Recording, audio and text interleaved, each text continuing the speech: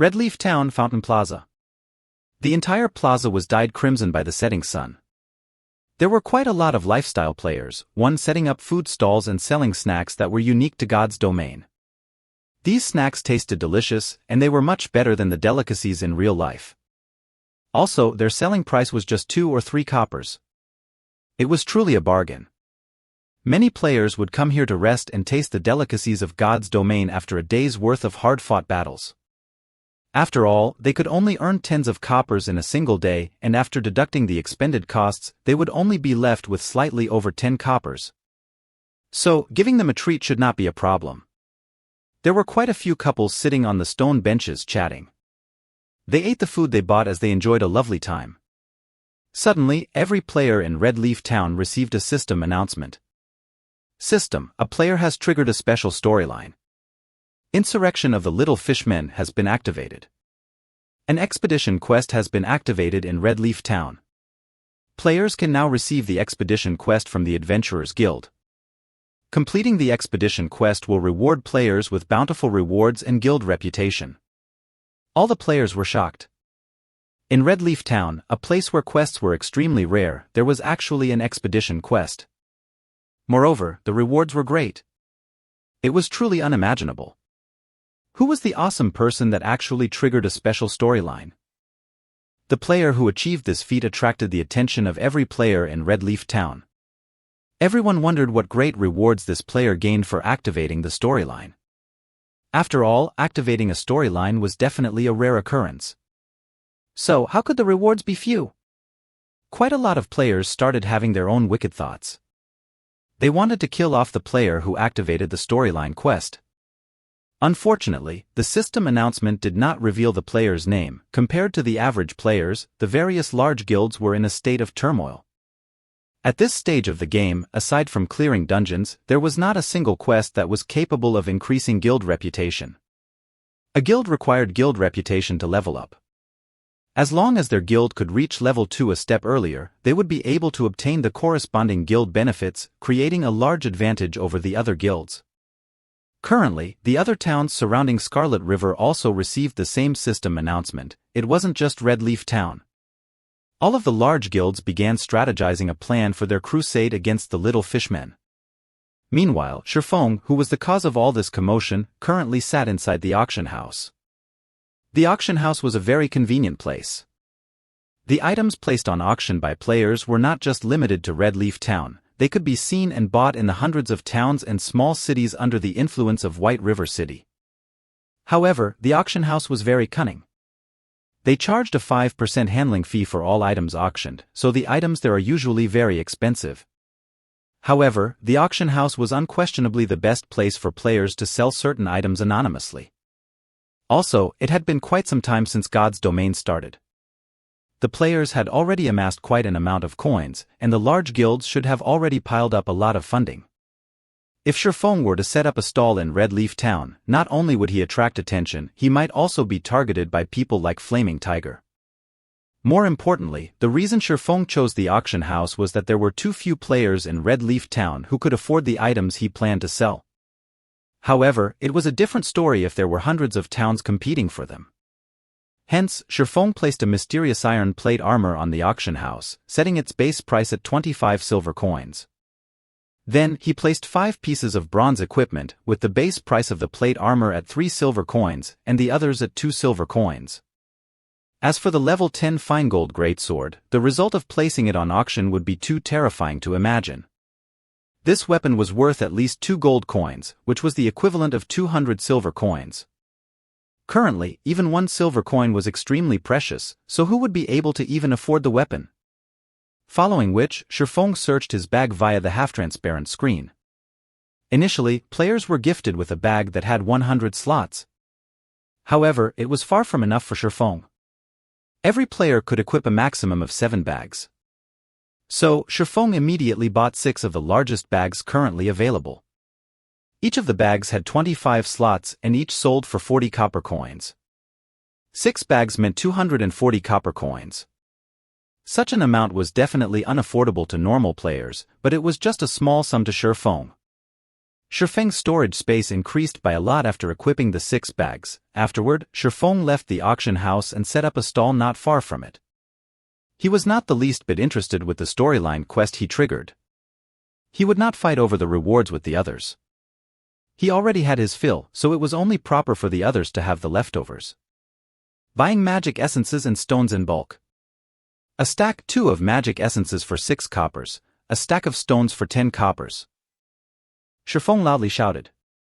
At this stage of the game, magic essences were some of the materials needed to practice enchanting, whereas stones were one of the building materials engineers needed.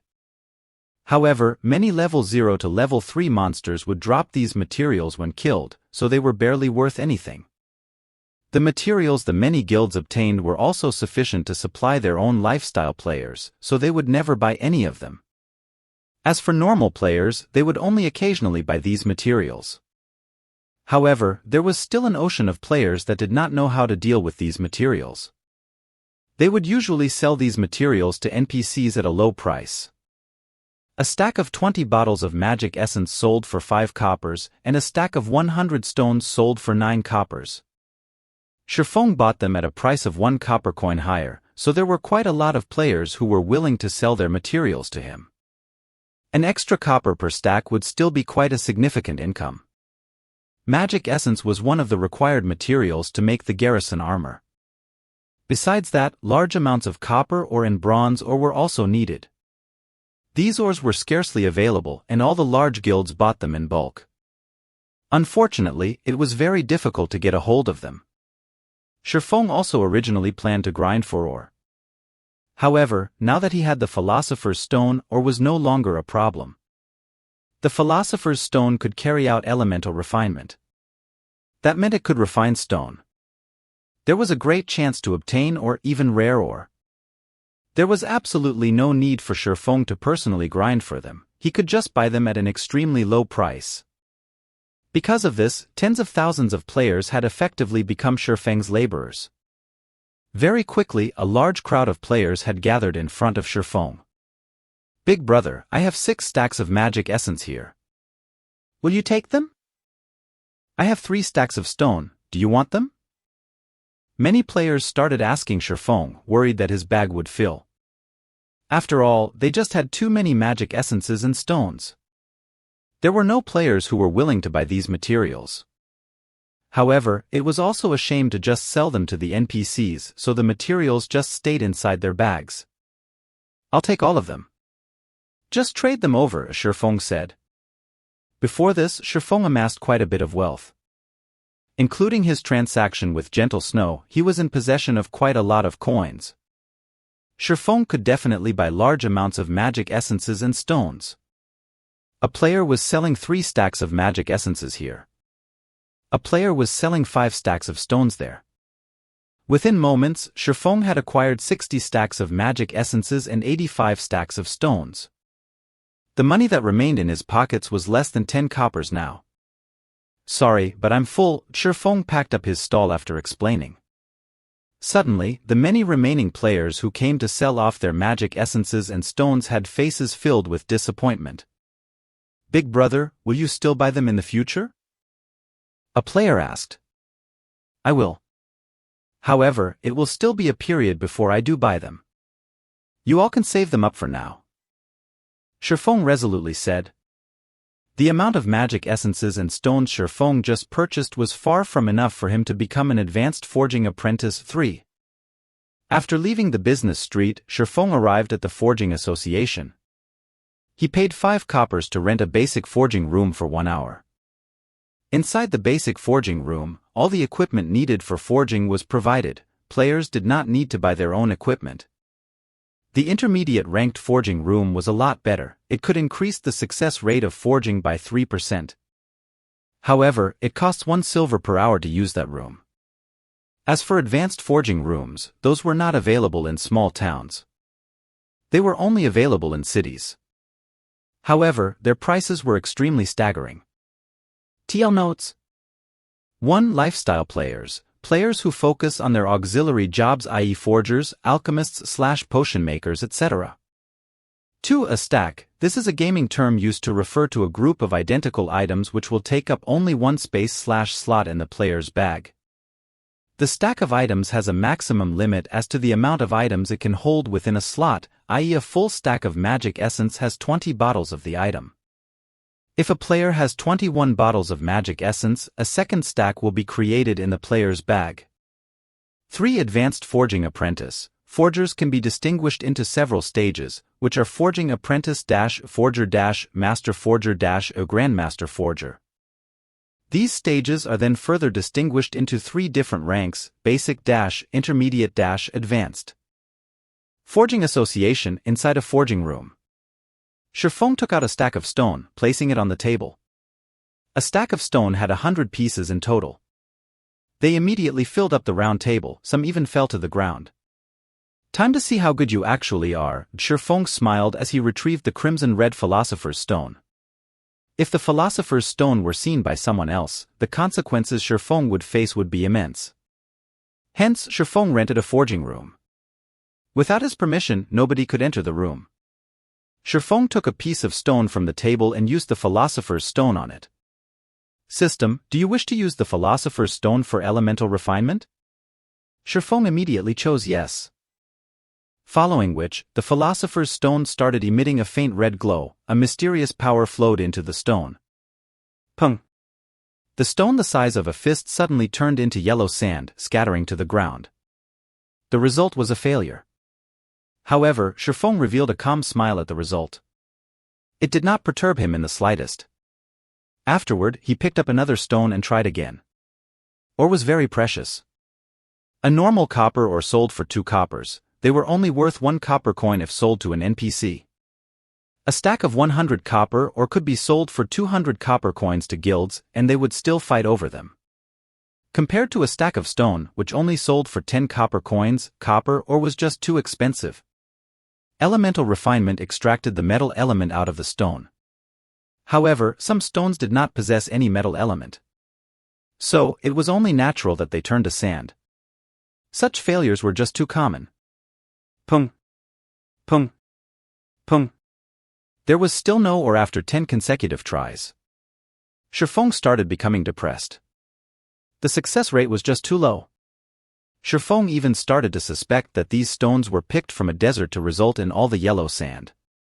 Relax, relax. There are still many stones left. Shifeng sucked in a deep breath, reassuring himself. He picked up another piece of stone, trying elemental refinement once more. Pung. Ni.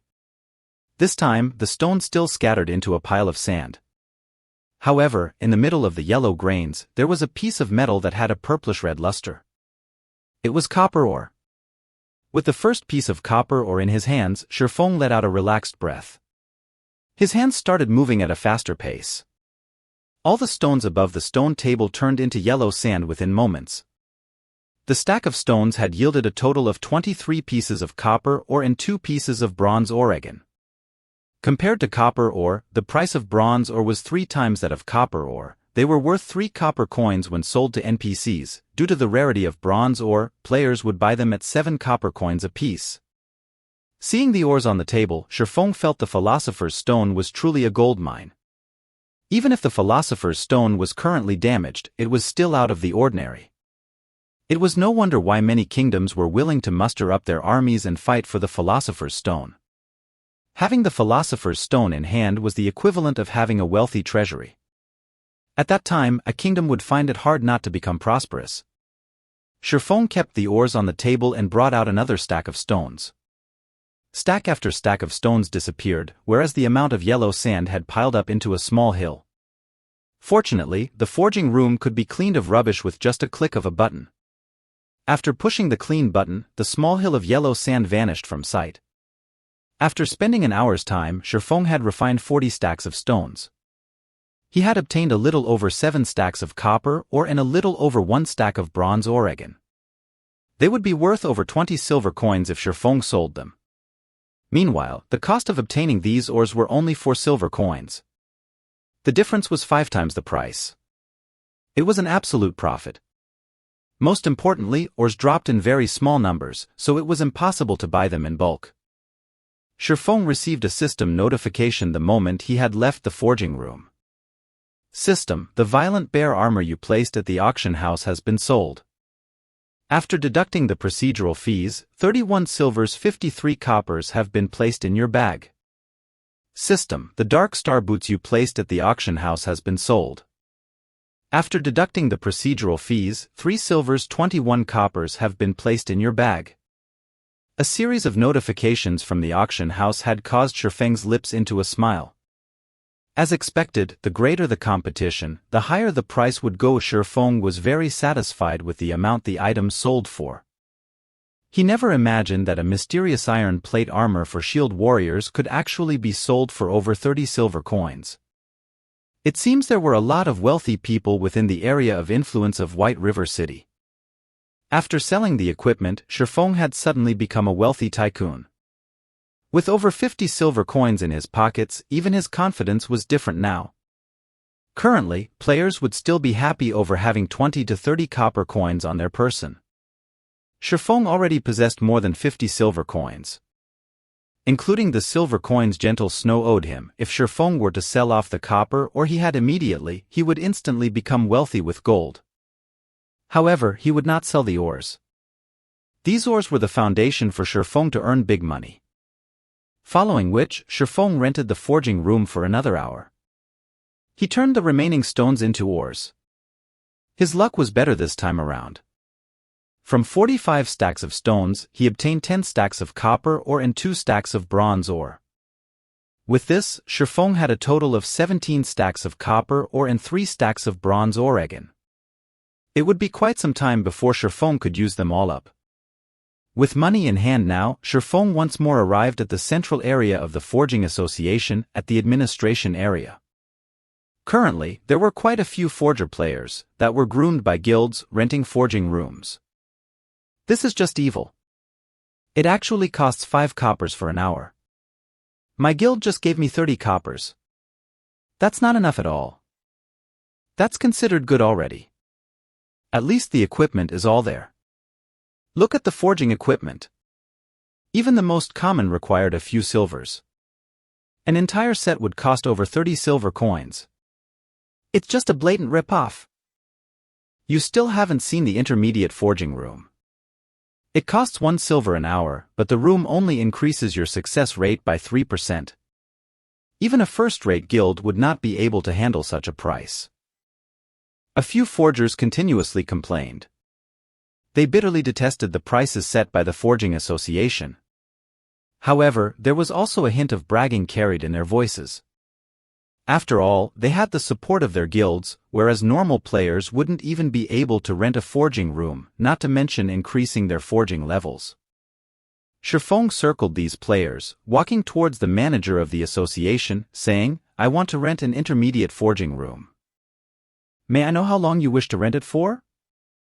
The ashen youth who was the association's manager excitedly asked. Currently, a majority of the adventurers were poor blokes.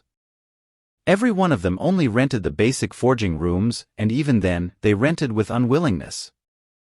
So, a great change occurred to the manager's servicing attitude when he was able to see a rich adventurer like Shifeng.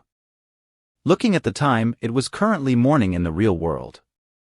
When using the virtual gaming helmet, a person could not stay within God's domain for too long. 2 hours then. Shifeng said after some thought. "Alright, here is your key. That will be a total of 2 silver coins." The manager handed the key over to Shifeng, smiling. Shifeng took out 2 shiny silver coins, placing them on the table and turning around to leave. The players who had previously been discussing the deviousness of the Forging Association were all dumbstruck. They even thought they were hallucinating. However, they were indeed silver coins on the table and not the scarlet-yellow copper coins. "Crap, a tycoon!" a male elementalist said in envy. "Brother tycoon, little sister knows how to warm beds." Another pretty and flirtatious female player winked at Shifeng, flattering him. "Isn't it just some dirty money? I will definitely become an intermediate forging apprentice a step ahead of him," a male priest said in a sour tone, even though he knew it to be impossible.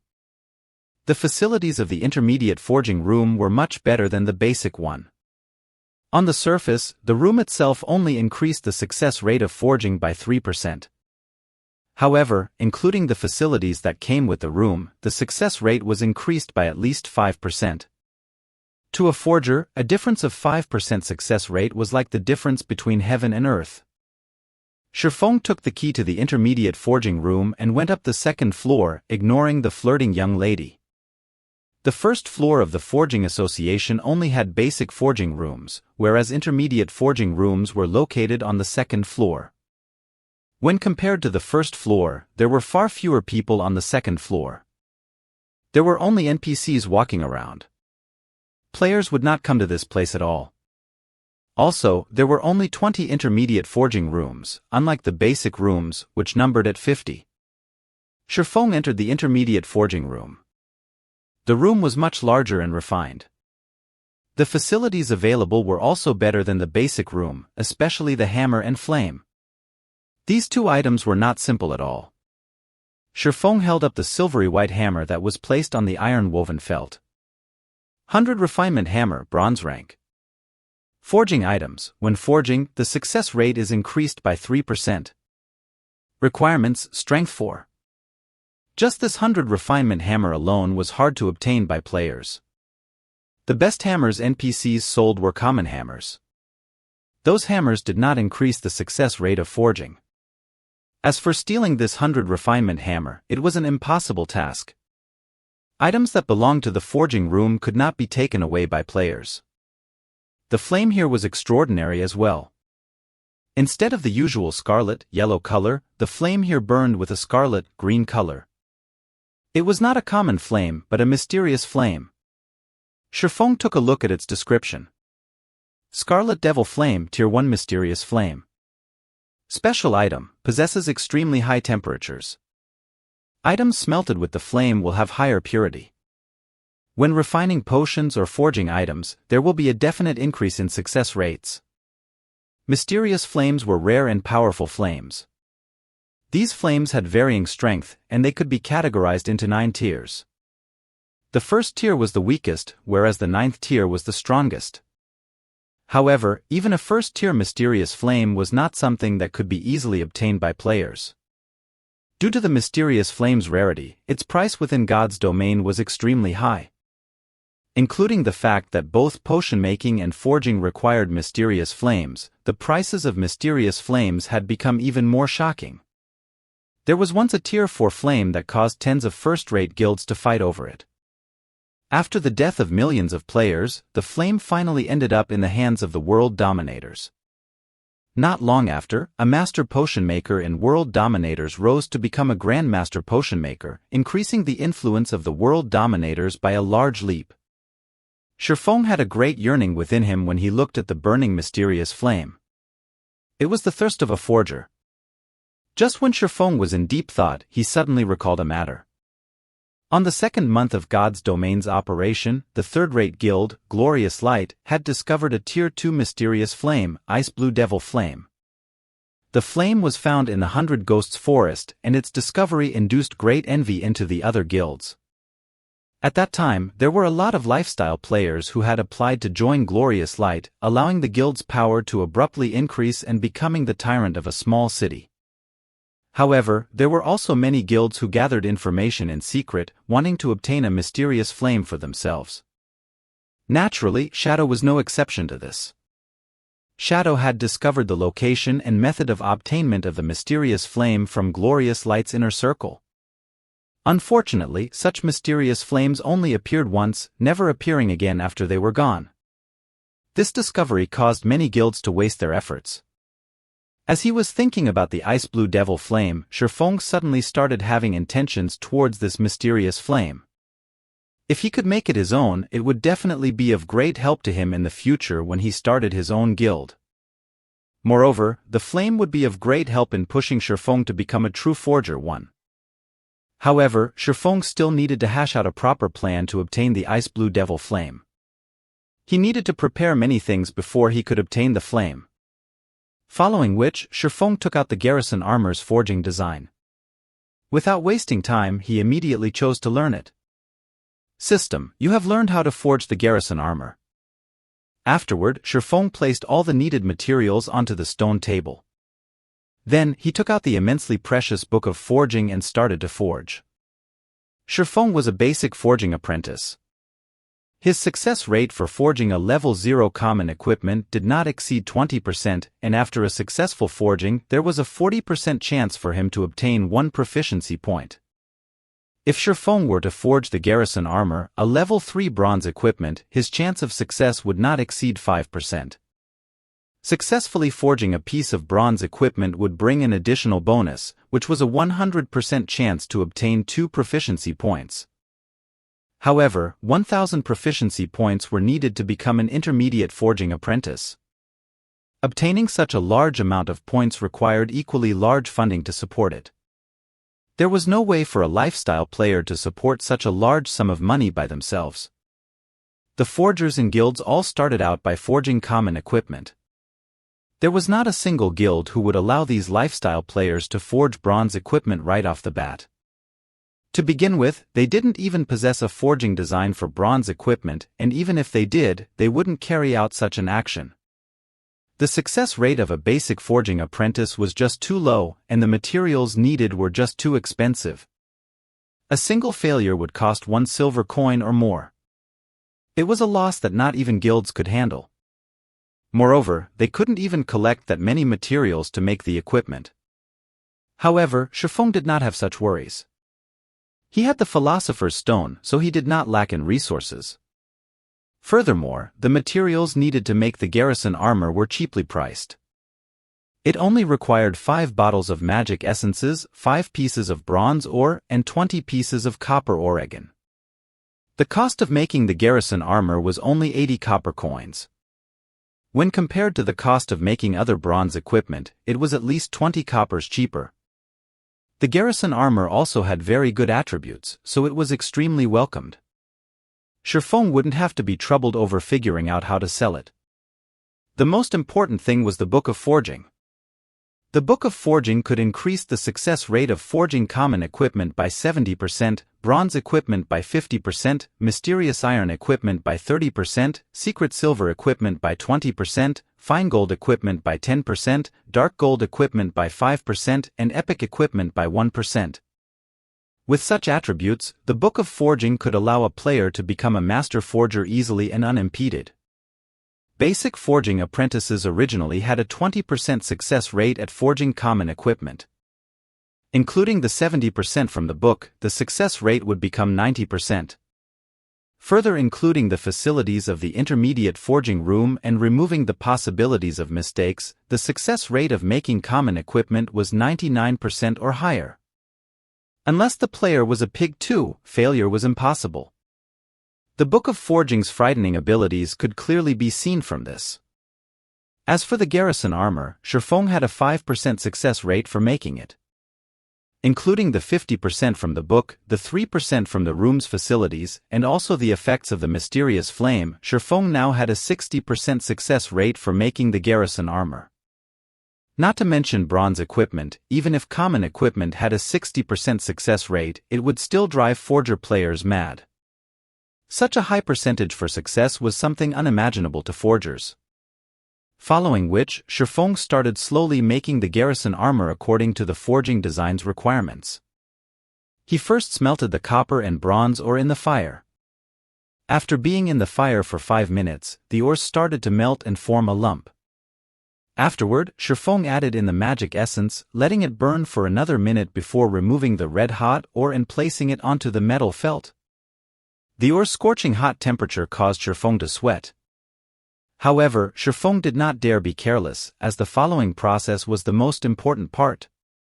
After finishing the preparations, Shifeng held the 100 refinement hammer and readied it to hammer the fiery ore. Zang! Zang! Zang! Sparks flew in all directions. The hammering sounds echoed throughout the wide forging room. Shifeng struck every hit with careful precision. In his previous life, Shifeng did not learn forging. He only learned the gathering skill. However, he still knew quite a lot about forging. After all, he had conversed with a master forger quite often, so he was knowledgeable to the degree of not making certain low-leveled mistakes. After hammering the ore over 100 times, Shifeng felt that it was perfect. Shifeng wiped away the sweat on his forehead, carefully selecting the crimson ore's interface and clicking the complete button. Following which, the red-hot ore started transforming. Within 5 seconds, it had transformed into a silvery gray colored armor. On the surface, there seemed to be nothing wrong with it. However, equipment's successful forging did not just depend on its appearances, there was also its quality. Quality included the equipment's attributes and rank. Bronze equipment that was badly forged would have their ranks decreased to common, or their base attributes would not be up to standards. Hence, Shifeng selected the information of the armor, checking whether it was a success or a failure. Although Shifeng could handle failure, there was nobody who was willing to squander their money for no good reason. So, Shifeng was, more or less, slightly nervous. After Shifeng selected the option to check the armor's information, 3 words appeared on the panel: identification in progress. The red loading bar slowly increased. The system was currently determining the statistics of the equipment. After 3 seconds had passed, the system finished identifying the armor and revealed the armor's information. Garrison armor, bronze rank plate armor. Level 3. Equipment requirement, strength 10. Defense plus 22. Strength plus 2, endurance plus 2. HP plus 150. Durability 35/35. Additional ability. Defensive power, reduces damage taken by 3%. Restricted to shield warriors and guardian knights. System, garrison armor has been successfully forged. Forging proficiency increased by 2 points. Obtained 800 EXP. Great! It even has an additional ability, defensive power. Shifeng was extremely happy when he saw the additional ability on the garrison armor. He never imagined his first try at forging a piece of bronze equipment would be a success. He even obtained so much EXP. It was no wonder why the master forgers in his previous life never went out to grind, but their levels were not a bit low. Not only had the garrison armor forged met the standard attribute values, but it also possessed an additional ability. Originally, the garrison armor did not possess defensive power. However, when the forger exhibited extraordinary skill, coupled with the presence of the mysterious flame, there was a chance for an additional ability to appear on the equipment. In such occurrences, the price of the equipment would be increased to another level. Shifeng took his time sizing up the garrison armor, feeling the texture of the silvery gray metal and admiring its eye-catching design. The average piece of bronze equipment was absolutely no match for it. Shifeng was very satisfied with his creation. Currently, common equipment was still the mainstream equipment for players. Even if players were to reach level 6 in the future, it would not be a surprise to find them wearing only common equipment.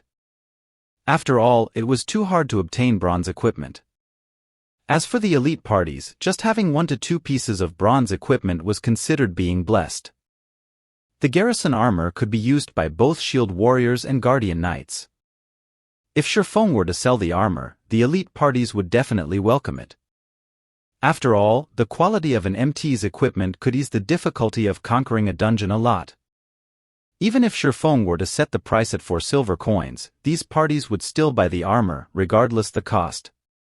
As for the defensive power of the garrison armor, its benefits towards a party's MT went without saying. Shifeng would not accept anything lower than 5 silver coins for this armor.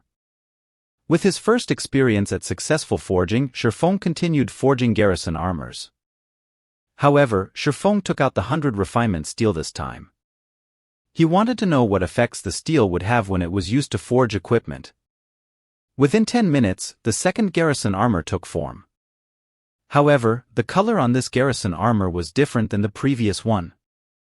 Instead of having a silvery gray color, it was pitch black now.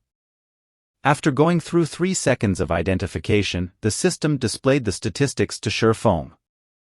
Garrison heavy armor, bronze rank plate armor. Level 3. Equipment requirement, strength 14. Defense plus 25. Strength plus 2, endurance plus 4. HP plus 150. Durability 40/40. Additional ability. Defensive power, reduces damage taken by 5%. Restricted to shield warriors and guardian knights. System, garrison heavy armor has been successfully forged. Forging proficiency increased by 2 points. Obtained 1000 EXP. System, due to your forging genius, forging proficiency has been increased by an additional 2 points. Currently, Shifeng had completely forgotten about the additional proficiency points that his forging talent gave him. Instead, his eyes were fixated on the garrison heavy armor. The attributes on the armor were already comparable to a piece of level 3 mysterious iron equipment. The price tag on it was at least 10 silver coins. Shifeng never imagined that the 100 refinement steel would create such large changes. Shifeng had no choice but to admit that the item given by a master forger was not ordinary. Unfortunately, Shifeng only had 9 pieces of 100 refinement steel remaining.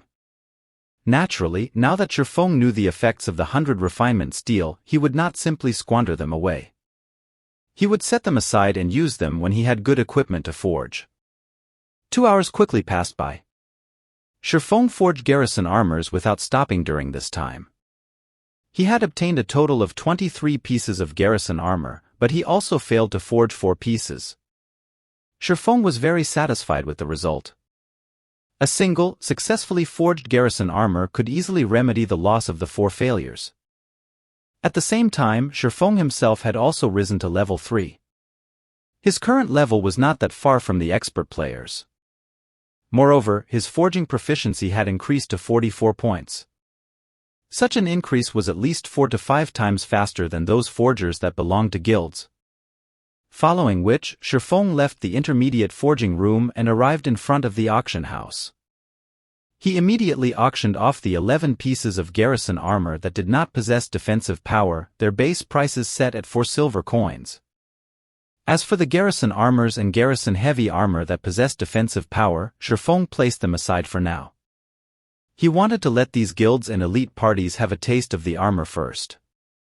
That way, the remaining garrison armors could be sold at an even better price. Afterward, Shifeng set up a stall in the trade area, casually yelling out. Following which, many players ran over to Shifeng, selling their stones and magic essences to him. After purchasing the materials for half an hour, Shifeng took a look at the time. It was near nightfall in God's domain. The monsters at night became much more powerful and killing them became much more difficult. This period was not suited for leveling and Shifeng should rest as well. Currently, he was still using the virtual gaming helmet, not the virtual gaming pod, to play God's domain. The virtual gaming pod could provide the energy and nutrients required by the player's body at any time. It could also stimulate the body's muscles, preventing the body from weakening due to playing God's domain for long periods. Shifeng's finger tapped and clicked, calling out the system interface and choosing to log off. Currently, within the cramped rented apartment, the sunlight had long since seeped through the windows and scattered throughout the room. The temperature within the room was also starting to rise. Shifeng took off the gaming helmet. He lifted up his body and stretched. After more than 10 hours of inactivity and lying on the bed, Shifeng's body was numbed throughout. He needed to move around before he could return to normal. Shifeng started doing push-ups, sit-ups, and other forms of basic training. In this extremely materialistic age, body training had already become indispensable in one's life. After tens of years of constant research, scientists have managed to obtain a huge breakthrough in strengthening the human body and prolonging its lifespan. Mankind could now retain their youth for a longer period.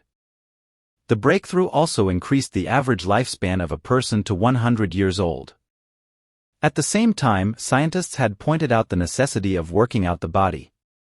Henceforth, the age of exercise had arrived. In current times, sports tournaments and fighting competitions were the attention of the public eye. Just in the university alone, there were already plenty of sports societies and martial arts societies, and they were very welcomed by the students. In the current society, those who did not possess a trick up their sleeves would be looked down upon. On the other hand, those celebrity athletes and martial arts experts were absolutely revered. In the university, there was never a lack of beautiful women surrounding the distinguished athletes and students who often participated in mixed martial arts competitions. As for pretty boys, their time has long since faded from popularity. In his previous life, Shifeng did not pay much attention to his body. As a result, he nearly caused its destruction. By the time he wanted to train his body, he was no longer young. Even if he had trained with all his might, the effects would not be great. In this life, Shifeng would not be the same as before, naturally. He would not solely pay attention to God's domain, ignoring his body's training. After training for half an hour, Shifeng's entire body was covered with sweat. It looked as if he had just taken a shower. Just when he was about to dine on his cooked instant noodles, his phone started ringing. Shifeng looked at the contacting person. Unexpectedly, it was the usually silent female class monitor, Zhao Ruoshi. "Class monitor, what's up?" Shifeng asked after answering the call. According to Shifeng memories, aside from attending classes, Shifeng never had any contact with the female class monitor. Within the 4 years Shifeng had spent in the university, he had not spoken over 100 sentences with Zhao Ruoshi. "Shifeng, hurry over to school. I failed to notify you of this because you do not live in the male dormitories, but now I'm telling you. At 11 o'clock, there will be an important matter being announced at Teaching Block 3, Classroom 401. Shifeng looked towards the electronic clock on his table. It was already 10:30 right now. He answered, "All right, I'll go there immediately." Cutting off the call, Shifeng immediately ate his instant noodles and hurried to school. When he was on the road, Shifeng finally recalled this incident. It was one of the reasons that caused his parents to fall gravely ill. In Shifeng's previous life, he and Blackie joined Shadow Workshop. When Zhao Ruoshi called him to go to the school, he chose to continue playing God's domain instead of going. He joined Shadow Workshop after much trouble. If he wanted to rise in position within Shadow, he needed to have a good performance. How could he have the time to care about small matters that happened in the classroom? As a result, his university recommendation became non-existent. Although it was just a recommendation, it could allow students to find better jobs. The stress levels of the current society were extremely powerful and jobs were not easy to find. Such a recommendation would be a stepping stone towards the higher levels of a company. Shifeng's parents were deeply worried after they found out about this incident. It was also because of such worries that caused the mental stress on his parents to increase substantially. Only, Shifeng's parents never revealed it to him. Instead, they encouraged him. They didn't want him to worry about their household debts. As a result, they became both physically and mentally exhausted, falling gravely ill a year later. In this life, Shifeng did not wish to repeat such a disaster, even if the recommendation was absolutely useless to him. However, he also wished to know the reason that caused him to lose the recommendation. Shifeng was considered average regarding results amongst his class. There were absolutely no problems with him obtaining the recommendation. He did not have a share in it. The only reason he could think of for such a situation was the incident that would happen today. After walking into the university, Shifeng discovered a very interesting situation.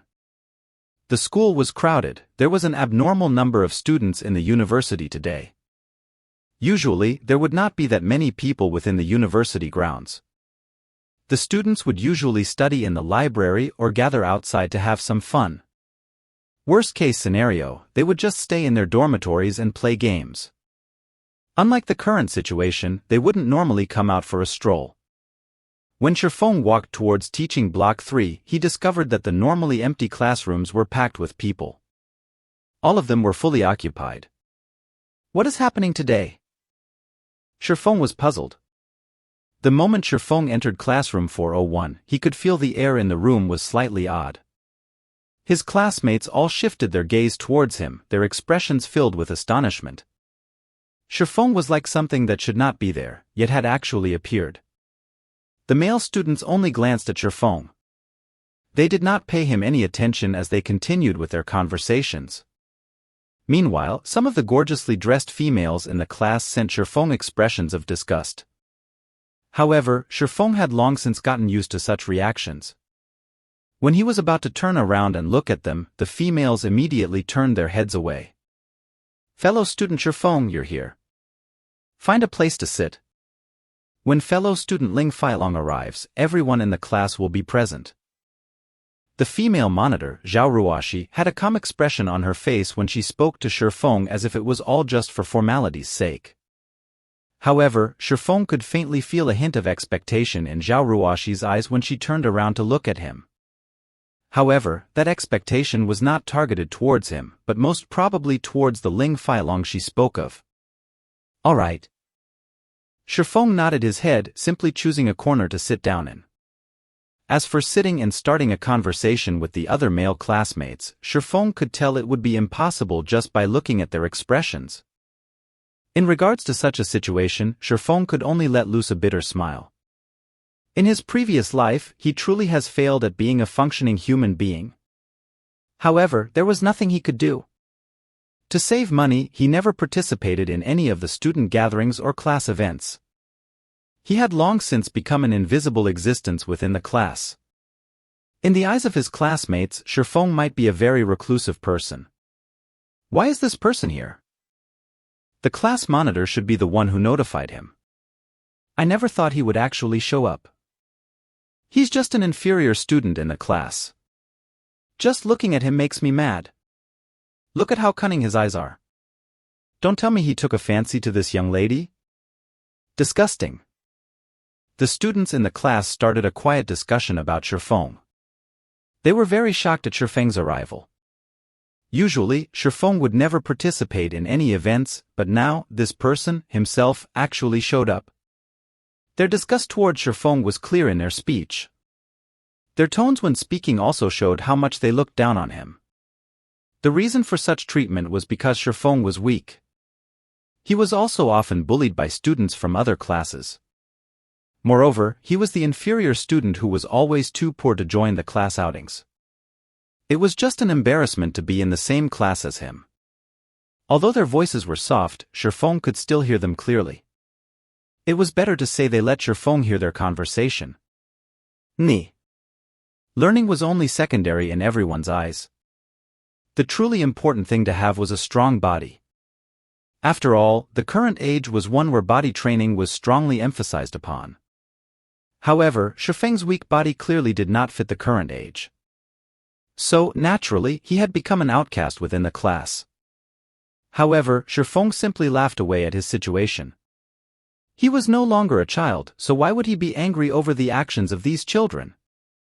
Currently, his heart was only concerned about the matters regarding the recommendation. Not long after, a robust youth entered the classroom. The youth's height was an entire 1.9 meters. This person was Ling Failong.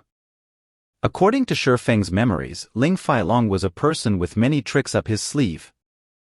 After he graduated from university, he managed to woo the princess of a large corporation. 3 years later, he became the corporation's CEO. However, due to the virtual world's influence towards the real world growing ever larger, Ling Failong invested in God's domain as well. At that time, he looked for Shifeng, his classmate, wanting to collaborate in God's domain. At that time, Shifeng was the captain of Shadow Workshop. He was also the guild leader of the guild Shadow. Shadow was barely considered a second-rate guild during those times. However, it still had control over a large city with a population of 500,000 people. Considering they were once classmates, Shifeng agreed to Ling Failong's proposal. Afterward, although Shadow earned quite a lot of money from the collaboration, Ling Failong earned even more. At the same time, Ling Failong groomed several powerful subordinates. Then, he somehow managed to gain the favor of a first-rate guild, abandoning Shadow. Everyone watched as Ling Failong entered the classroom. The male students all stood up, displaying their respect towards him. On the other hand, the gorgeous female students from before sent meaningful gazes towards Ling Failong. Even Zhao Ruoshi had some changes to her calm expression. Shifeng had plenty of experience with women in his previous life, so he could tell Zhao Ruoshi was somewhat interested in Ling Failong. What kind of situation was this? Shifeng could not make heads of the current situation. It would be fine if it were just the other students, but Zhao Ruoshi was the class flower. She had a calm personality, an oval face, a graceful body, and even her family background were good. Normally, male students from other classes could be seen chasing after her. However, none of them ever entered her eyes. So, why did she take a fancy upon Ling Failong? Was Ling Failong fated to become a protagonist in life, a person who was loved and welcomed by all? Everyone sit down. Like a leader, Ling Failong naturally walked up to the lectern. He gratefully said, "Thank you for coming to congratulate me. I would not be here today were it not for all of your support. Brother Failong, you are too humble. More than 5,000 people entered the school's fighting competition, yet you've managed to enter the top 10. You are the pride of our class. You now have the rights to enter Jin High City's fighting competition without going through the pre-selections. This feat is not achievable by the average person. You mustn't forget about us once you've become a martial arts master in the future." "That's right, Brother Failong. We're looking forward to you becoming the champion." The students in the class gave their congratulations one after the other. Some of the female students even thought of throwing themselves at Ling Failong. However, Shifeng was an exception. He was truly dumbfounded. Originally, he thought a huge incident occurred, but it was just the school's fighting competition having just ended. They were only here to congratulate Ling Failong for being able to enter the city's fighting competition. If it was before, Shifeng might have envied Ling Failong. After all, there were just too many people who liked fighting competitions. Those who were able to participate in the city's fighting competition were much more appreciated than some big celebrity. This was due to the difficulty of entering the fighting competition. There was a strict selection system, and it was considered good to have 3 to 4 people selected out of 10,000. If these selected participants performed well, they might even get a contract to become the spokesperson for a large enterprise. With all the celebrity advertisements that would be offered, it wouldn't be difficult to amass wealth. Their futures would have boundless prospects. However, along with the rise in popularity of God's domain, people became even more addicted to fighting battles and wars in the game. After all, being able to personally experience the fight was still the best experience.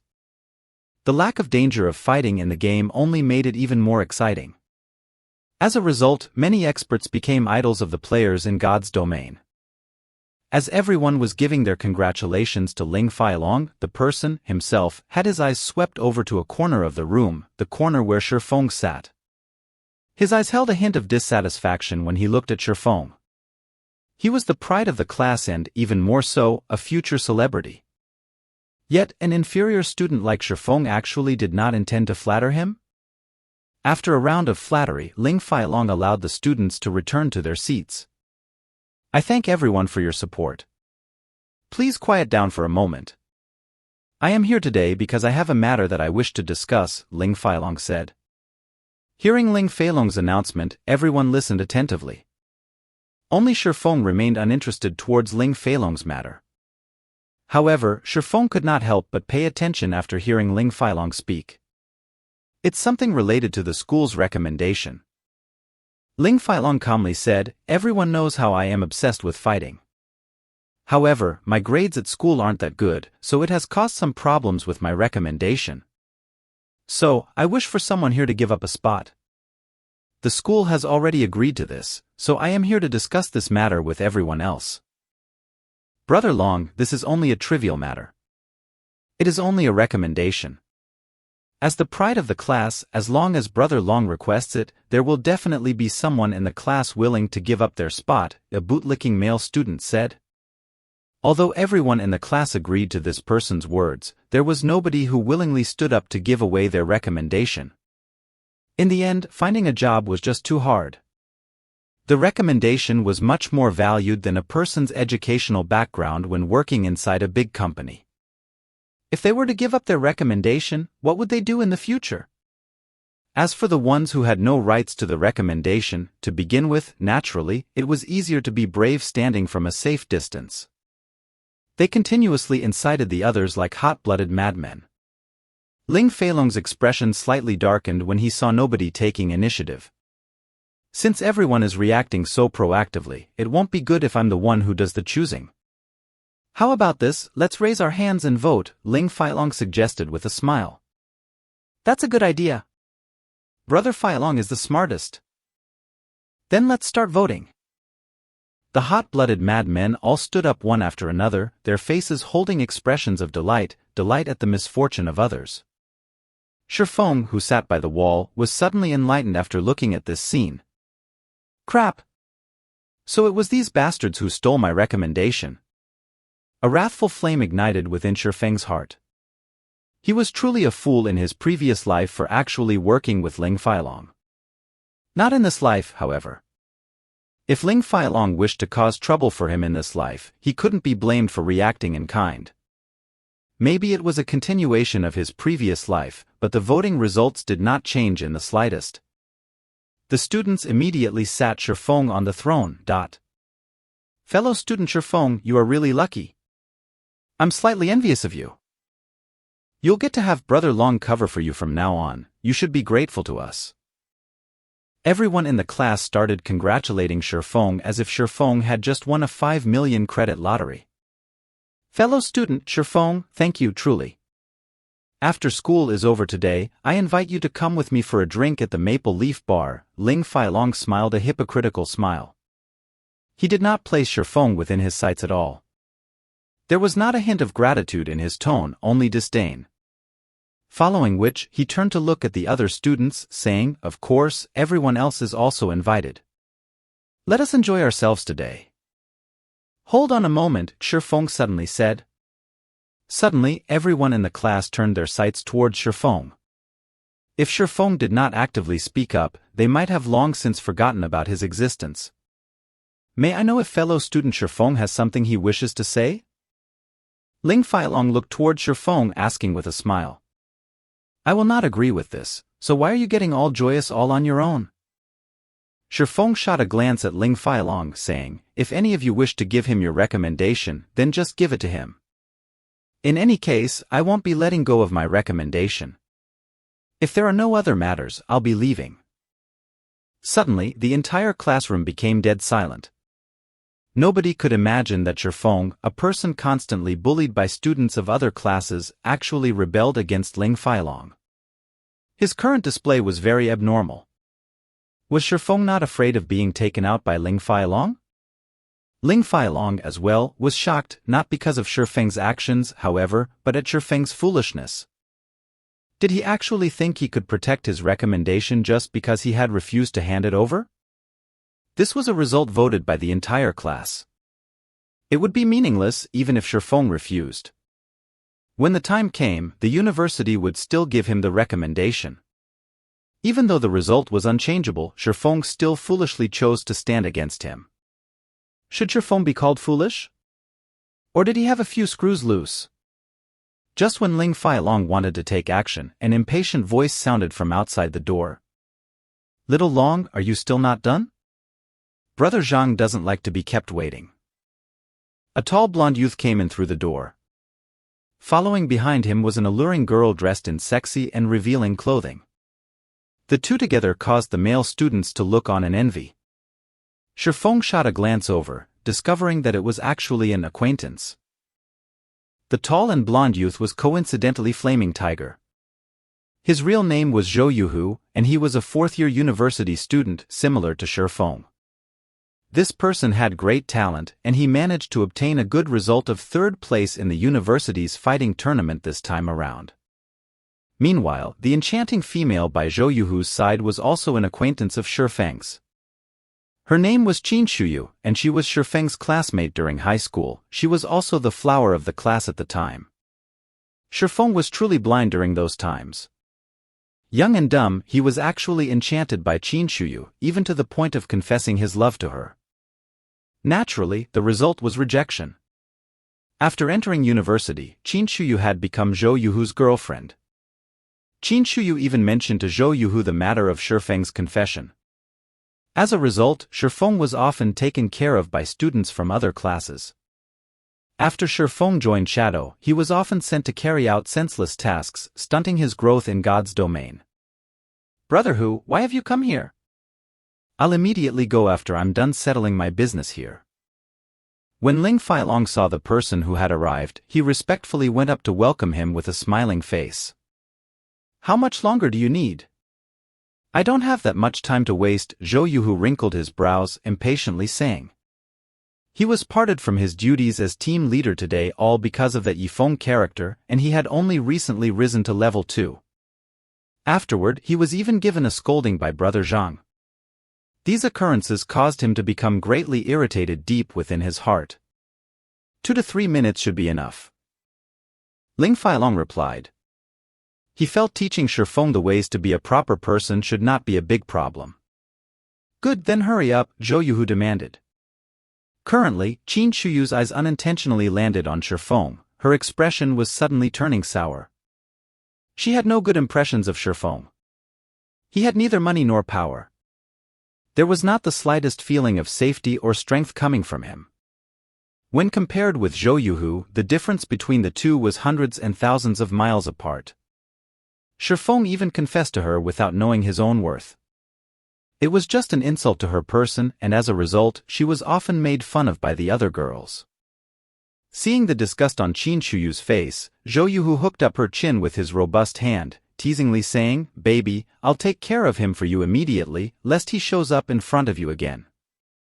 Qin Shuyu faintly smiled as she nodded, not having any intention of stopping Zhou Yuhu.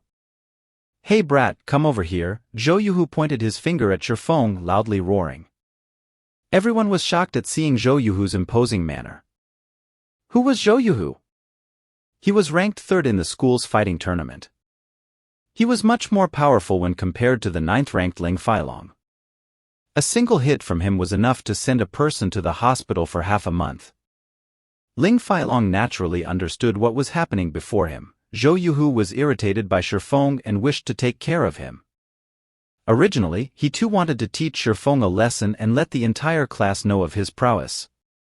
If he were to take care of Shifeng right now, not only would he be helping himself, but he would also be able to sell a favor to Zhou Yuhu. He would be killing 2 birds with 1 stone. Hence, Ling Failong stepped forward and volunteered, "Brother Hu, no need for you to personally take action. Originally, I already wanted to teach this kid a lesson. Give me 30 seconds. Little long, so the matter you had to deal with before was this." Zhou Yuhu looked toward Shifeng in disdain. He licked his lips, saying with a cold smile, "Better to let me. I also wish to loosen my bones a little." Saying this, Zhou Yuhu walked toward Shifeng with a cold smile. Zhou Yuhu walked toward Shifeng in an imposing manner. He wanted to personally teach Shifeng a good, hard lesson this time. On previous occasions, he always sent others to handle it for him.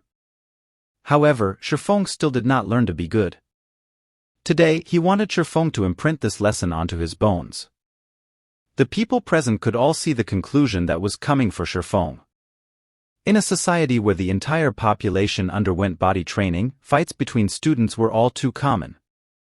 Even minor injuries were very common. As long as it didn't go overboard, it would not cause an incident. However, looking at Zhou Yuhu's current attitude, Shifeng would be staying in the hospital for at least a month. At that time, Shifeng would be wearing a cast while receiving his graduation certificate on the stage. "Hold it, Zhou Yuhu. This is our class. On what basis does an outsider like you have to come and bully someone from our class?" Zhao Ruoshi's delicate body suddenly blocked Shifeng. She was not the slightest bit threatened by Zhou Yuhu's imposing aura as she berated him. Zhou Ruoshi's actions unquestionably left everyone else in shock.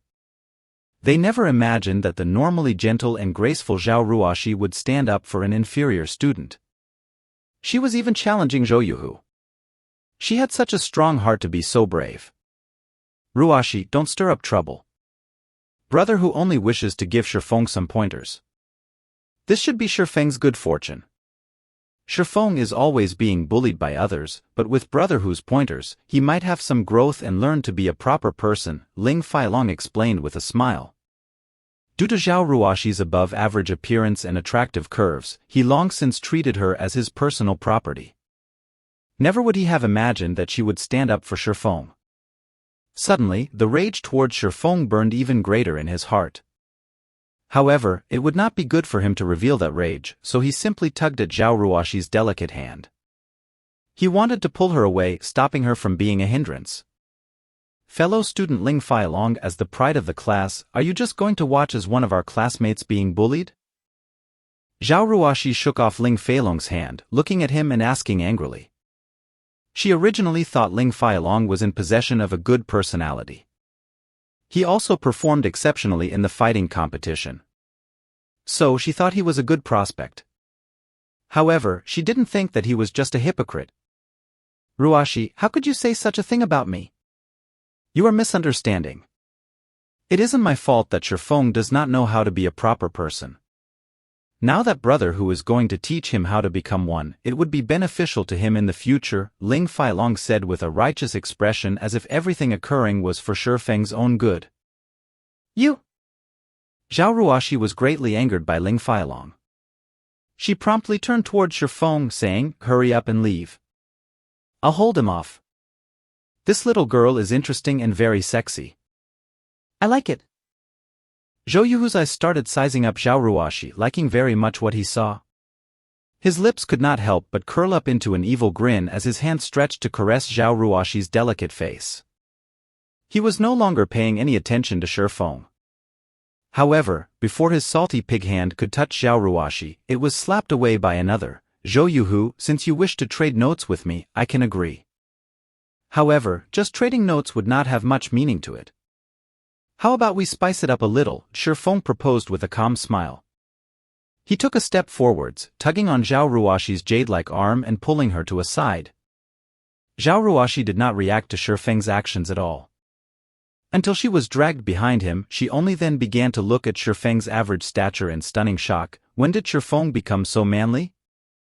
However, she also felt Shifeng was very foolish. How could he trade pointers with Zhou Yuhu? Now, Zhou Yuhu would have an excuse to teach Shifeng a lesson. Zhou Yuhu rubbed the reddened back of his hand and raged. He glared at Shifeng, suddenly discovering Shifeng's current appearance was very calm and stable. It was as if Zhou Yuhu was looking at an entirely different person. Before, Shifeng would easily be incited and get into fights with others. Now, however, not only was he not aroused, but he was also smiling happily. Was his brain damaged? Ling Feilong was deeply enraged when he saw Shifeng's stretched arm actually touching Zhao Ruoxi. He could not help but wish he could take action immediately. However, he still held it in. He was prepared to put Shifeng in his place in the future. Kid, you actually dare to challenge me. Truly interesting. Then I'll wager 1,000 credits. If you win, the 1,000 credits will be yours to keep. If you lose, then kneel and apologize to me and also compensate me with 1,000 credits. How about it? Do you dare to agree? Zhou Yuhu furiously smiled. He never thought Shifeng's brain was truly damaged, daring to even provoke him. Such a petty wager. Aren't you embarrassed from saying it out loud? Shifeng shook his head and snorted in disdain. Your guts sure have grown after not meeting for a few days. Say it then, what kind of wager do you want? Zhou Yuhu was angered into a laugh. He knew Shifeng was poor and he could not even afford the 1,000 credits. Now though, he had actually dared to increase the bargaining chip. Was he complaining that he didn't have a quick enough death? It seems his brain was truly wedged between a door. Didn't you win a membership card for the Big Dipper Training Center from the school's fighting competition? Use that as the wager. If I lose, I'll pay 10,000 credits to you a month later. If you don't have the courage to wager, then forget it. Shifeng provokingly said. In Shifeng's previous life, Zhou Yuhu showed off this membership card in front of others. Now Shifeng could coincidentally use it to train his body. The Big Dipper Training Center was well known in Jinhai City. It had a great environment and its training facilities were very thorough. The average person was not allowed to enter the training center at all, not to mention obtaining a VIP membership there. A normal membership was worth around 8,000 to 9,000 credits. Even if I wager this card, where would a poor wretch like you find that much money? I won't believe in empty words, Zhou Yuhu laughed coldly. Bdot. Indeed, it was as Zhou Yuhu had said. Shifeng had not a penny on him at the moment, not to mention 10,000 credits. Hence, why he had said he would pay a month later. However, Zhou Yuhu would clearly not believe him. Instead, Zhou Yuhu turned around to mock him. It would seem Shifeng's plan was going to be dashed this time. Shifeng, did you think I don't know about your living conditions? You are so poor you can't even afford to have a good meal, yet you're still pretending to be wealthy. Qin Shuyu shot Shifeng a glance, commenting in disdain. I'll pay the 10,000 credits, Zhao Ruoxi abruptly said. Ling Feilong's eyes turned crimson when he saw Zhao Ruoxi standing up once again. He couldn't help but wish he could get rid of Shifeng right this instant. Shifeng was also shocked. He looked toward Zhao Ruoxi astonished. He did not understand how Zhao Ruoxi had that much money. He wasn't very clear of Zhao Ruoxi's family background either. Shifeng only knew that her family was relatively well off. However, Zhao Ruoxi was actually so believing of him, even to the degree of betting her money on him. Shifeng could not understand why she had done so. To begin with, the relationship between the two of them wasn't that great. Zhao Ruoxi looked at Shifeng. She knew the reason for Shifeng's astonishment. However, to not let him misunderstand, she quietly explained, I'm only lending you the money because I can't stand Zhou Yuhu's arrogant attitude. I think highly of you, so even if you lose with dignity. Thank you. I will definitely return twice the amount to you, Shifeng gratefully said. This money was very important to him. Now Zhou Yuhu would definitely agree to the wager. After Shifeng obtained the membership card, he would be able to regularly train his body. It was better to start training earlier, rather than later. The earlier Shifeng could train his body, the larger the benefit it would have to his future. Zhao Ruoxi had helped him greatly this time. When he started earning money in God's domain, paying Zhao Ruoxi an extra 10,000 would even be considered too little. However, Zhao Ruoxi did not take Shifeng's words seriously. She only nodded with a smile. She did not think that Shifeng could return her money, not to mention double the amount. Ha ha ha. Interesting. Then let's draw out the contract at the fighting arena. Zhou Yuhu licked his lips. He was even more interested in Zhao Ruoxi now. Although his luck in God's domain was bad today, his luck in real life was truly good. Not only had he found a good-looking girl, but he could also receive 10,000 credits for teaching Shifeng a lesson. It truly was a blessing in disguise. Following which, everyone arrived at the fighting arena built by the school. Shifeng and Zhou Yuhu signed a contract under the supervision of the central brain. Contracts acknowledged by the central brain were also recognized by the law. There was also a judge at the fighting arena. The judge was normally a teacher in the university who taught students how to fight. The judge also had good skills that would be used to promptly stop the fights to avoid any heavy injuries from occurring. The other students from the class stood below the fighting ring. They laughed at Shifeng's stupidity. Instead of being an invisible existence like usual, he actually went insane now. Not only did he oppose Ling Feilong, but he also angered Zhou Yuhu, who was even more terrifying. After today, Shifeng might never live a peaceful life ever again. Qin Shuyu looked above the ring at the calm and steady Shifeng. The feeling he gave people was completely different from before.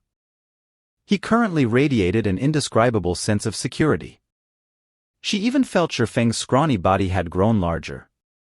Qin Shuyu quickly shook her head, mockingly saying, how strong could a weakling who doesn't even know a single fighting technique be? He even dares challenge Brother Hu now. He truly is reckless. None of the students below the ring had refuted Qin Shuyu's words. Instead, they felt her words made sense. No matter what was said, Zhou Yuhu was ranked third in the university's fighting tournament. He was also highly praised by several teachers who taught fighting. They predicted Zhou Yuhu would be able to create a reputation for himself in the upcoming city's fighting tournament, not to mention teaching the weak and scrawny Shifeng a lesson. It was like using a butcher's knife to kill a chicken. Even though he remains unyielding right now, I guess Shifeng will kneel and beg for mercy in a moment. Does that even need to be mentioned? Why don't you look at who Zhou Yuhu is? My guess is Shifeng will be lying on the floor within 10 seconds. The male students in the class started to laugh as they discussed Shifeng's end. What is wrong with you people? Is this how you treat a classmate of yours? Zhao Ruoshi asked, looking at her classmates with a furious expression. The students all turned silent.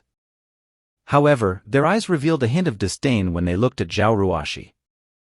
One of the gorgeously dressed girls in the class curled her lips in disdain, softly saying, "You just have somewhat good looks. If it wasn't for Brother Long, who do you think would listen to your words?" The other girls promptly nodded their heads. They were not taking their class monitor seriously at all. Although the female students spoke in soft tones, everyone present could hear them clearly. To the side, Ling Failong felt invigorated as he enjoyed listening to their words. Zhao Ruoshi turned her head away in a rage, no longer paying attention to these people. Ling Failong walked over to her and gently said, "Ruoshi, I know that you have no choice in this matter as the class monitor. However, Shifeng is the one finding trouble here, so you can't just blame everyone. Moreover, nobody believes Shifeng can win with that small body of his. You are literally throwing your money into the ocean. In a moment, I'll talk it over with brother who do not take your money and let Shifeng pay for everything. Indeed, I am helping Shifeng because I am the class monitor. However, regarding the matter with the money, I have never thought of asking for it back from him." Zhao Ruoshi glanced at Ling Failong, coldly saying, "On the other hand, you're the one who has taken the recommendation that is rightfully Shifeng's. Instead of helping Shifeng now, you're here making cynical remarks. Aren't you afraid of people criticizing you behind your back? Also, how can this be considered trading pointers? One is ranked third in the school, while the other is a student who doesn't even know any fighting techniques. Do you not feel any shame when you speak of this?" Zhao Ruoshi's every word caused Ling Failong piercing pain. In addition, her elegant and refined complexion gave off an indescribable sense of strength that struck at Ling Failong's heart. Ling Failong was speechless as he turned pale from anger. Just as Zhao Ruoshi had said, every class had a fixed number of spots for the recommendation. Only students with results amongst the top 20 in the class were qualified for this recommendation. However, Ling Failong had managed to obtain the qualifications to participate in the city's fighting competition after much difficulty. If others were to know that he was a university student without a recommendation, it would be an absolute humiliation. The school had previously considered such reputational problems as well. Hence, they had made it so that the top 5 contestants of the fighting tournament would receive a recommendation even if their studies were not good. However, Ling Failong was only 9th ranked, so naturally he could not obtain it. Hence he had suggested such a matter to the school. Seeing that Ling Failong's results were in the top 30 of the class, not that far from the 20th place, the school had decided to agree to his request. However, the condition was someone had to willingly give up their recommendation. As for how he would get someone to give up their spot, that all depended on Ling Failong himself. Shifeng was just a weakling. Originally, Ling Failong had intended to utilize the collective intentions of the class in addition to his own strength to easily oppress Shifeng. Then, after giving Shifeng some benefits, this matter would be considered over. However, Shifeng's actions were completely different from what Ling Failong had imagined they would be. Shifeng had not taken him seriously in the slightest and had threatened him without hesitation. Now he was even ridiculed by Zhao Ruoshi. Ling Failong's heart was currently filled with an inextinguishable wrath. Correct, this isn't an equal fight. However, can Shifeng blame others for being weak himself? Who was the one who agreed to this competition? Surely you can't blame me for this. Ling Failong looked at Zhao Ruoshi with blood-red eyes. If Zhao Ruoshi did not have a beautiful appearance and attractive body, he would have long since sent a slap flying over. However, he endured it. Using force was definitely not a smart move. Moreover, Zhao Ruoshi's family background was not simple at all. If he caused an incident now, his entire life would be over. Also, when Ling Failong thought about how he could toy with Zhao Ruoshi in the future, the rage in his heart calmed down slightly. Brat, after making me take such a loss, just you wait and see, Ling Failong glared at Shifeng, silently swearing. Above, in the fighting ring, Shifeng only smiled in disdain when he felt the hostility coming from Ling Failong. However, he had to agree to one of Ling Feilong's words. This was indeed an uneven fight. In Shifeng's previous life, although his physique was not comparable to those first-rate fighters, he could still beat them into submission. The thing he relied on to win was the life-or-death battles in God's domain. What was a 100-battle hero? After living through 100 wars, it would be hard not to become an expert hero. It was the same with many martial artists. Their training usually involved pushing themselves to the edge, using the feeling of having their lives hanging by a thread to train and improve themselves. However, such a method was too dangerous. The average person would definitely not do such a thing. It was extremely easy to go overboard and lose their lives. After Shifeng went through extremely realistic life-or-death battles, the increase to his battle experience and techniques rapidly grew. His skills in battle even exceeded the national fighting competition standards by several levels. In 10 years' time, any reputable melee player in God's domain could easily defeat the current fighting champion of Jinhai City, not to mention Shifeng, who was once the captain of Shadow. In Shifeng's eyes, the university's fighting tournament was just like children playing house. Moreover, regarding physique, his current body exceeded his body 10 years later. Fighting would not be a problem, even if he had to face up to 5 or 6 Ling Feilongs. Brat, you sure are carefree to be looking around. Watch how I'll fix you up, Zhou Yuhu said, rushing at Shifeng. He immediately sent a slap towards Shifeng's face, intending to humiliate him first. Naturally, Shifeng could easily see through such an action. However, Shifeng stood unmoving even though he was facing off against someone much stronger than he was. Shifeng sent out a casual punch towards Zhou Yuhu's face, completely ignoring Zhou Yuhu's slap. Zhou Yuhu never imagined that Shifeng's fist would have such precision, aiming directly at his face. Instinctively, Zhou Yuhu had used his hands to block off this fist. Shifeng's lips curled upwards when he saw Zhou Yuhu's actions. With lightning speed, Shifeng's hand chopped towards Zhou Yuhu's neck. Zhou Yuhu failed to react in time as he received a chop to his neck.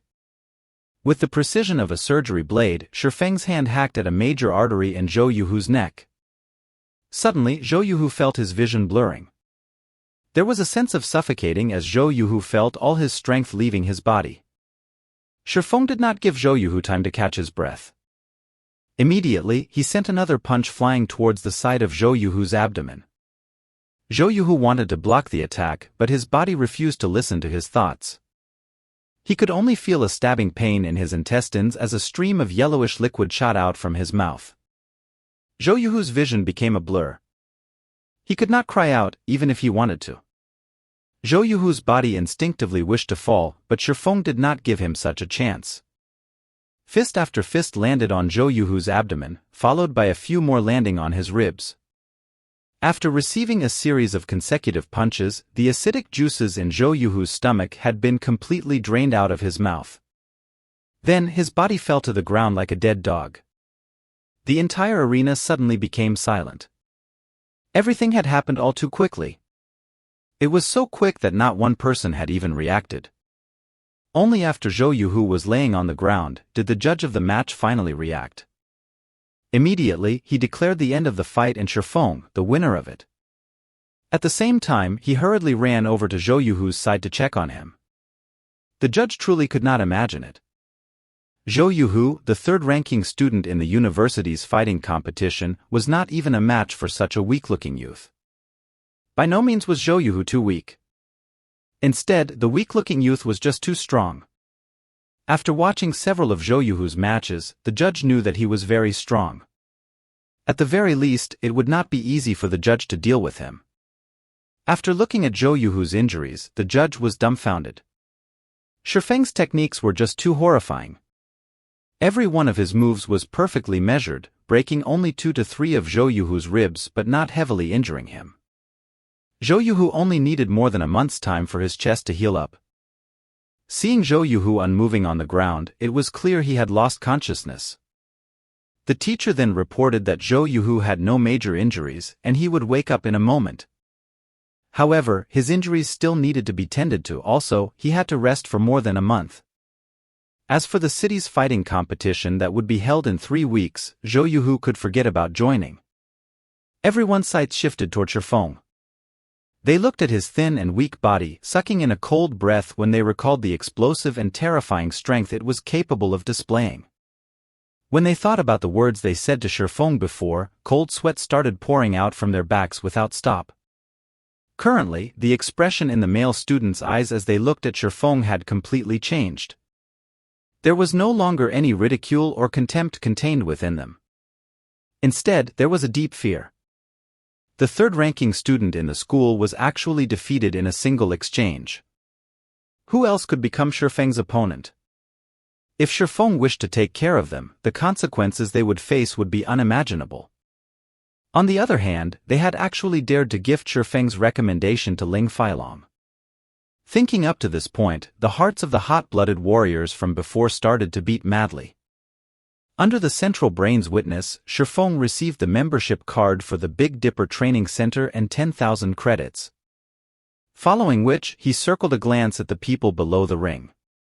When a few of the less courageous male students were met with Shifeng's deep and profound eyes, their legs suddenly turned weak as they lost consciousness, foam appearing at their mouths. "Teacher, not good. Little Lu has fainted." Before this sentence could finish being said, another male student lay flat on the ground. Meanwhile, the male students that remained standing started becoming scared in their hearts. Shifeng was just too terrifying. He actually shocked 2 male students into unconsciousness just by looking them in the eye. However, they were also envious of the 2 that lost consciousness. If they had fainted over, they wouldn't have to bear such a pressure right now. Currently, the air surrounding them was still as if frozen. Breathing was starting to become a difficulty for them, and even their limbs felt heavy as if they were filled with lead. As for the female students in the class, they were all dumbfounded. Their heads quickly lowered when they saw Shifeng looking over. They felt uncomfortable throughout their bodies as if they were frightened rabbits that were being stared at by a big gray wolf. Qin Shuyu's delicate mouth widened. She rubbed her eyes, verifying what she saw over and over. Only then did she understand that Zhou Yuhu was struck unconscious by Shifeng. Shifeng was just too powerful.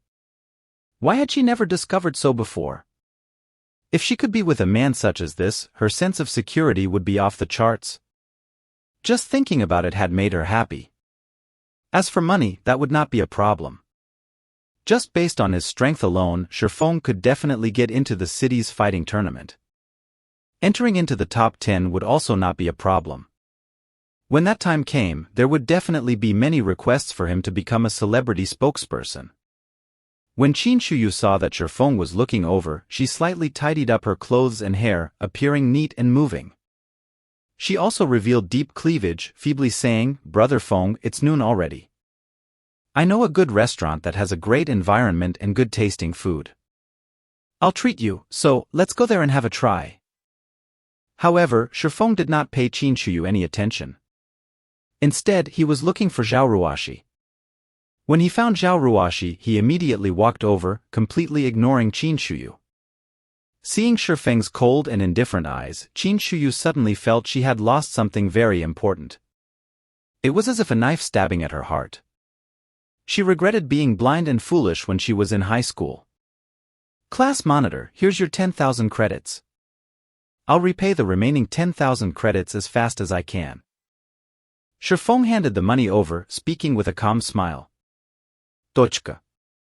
However, Zhao Ruoshi would not receive it. She blinked her attractive eyes as she looked at Shifeng as if she was looking at an exotic animal. There was both shock and joy contained within them. "Are you really Shifeng?" Zhao Ruoshi asked in a quiet and uncertain tone. Throughout Zhao Ruoshi's 4 years in university, her impression of Shifeng was one of an introvert.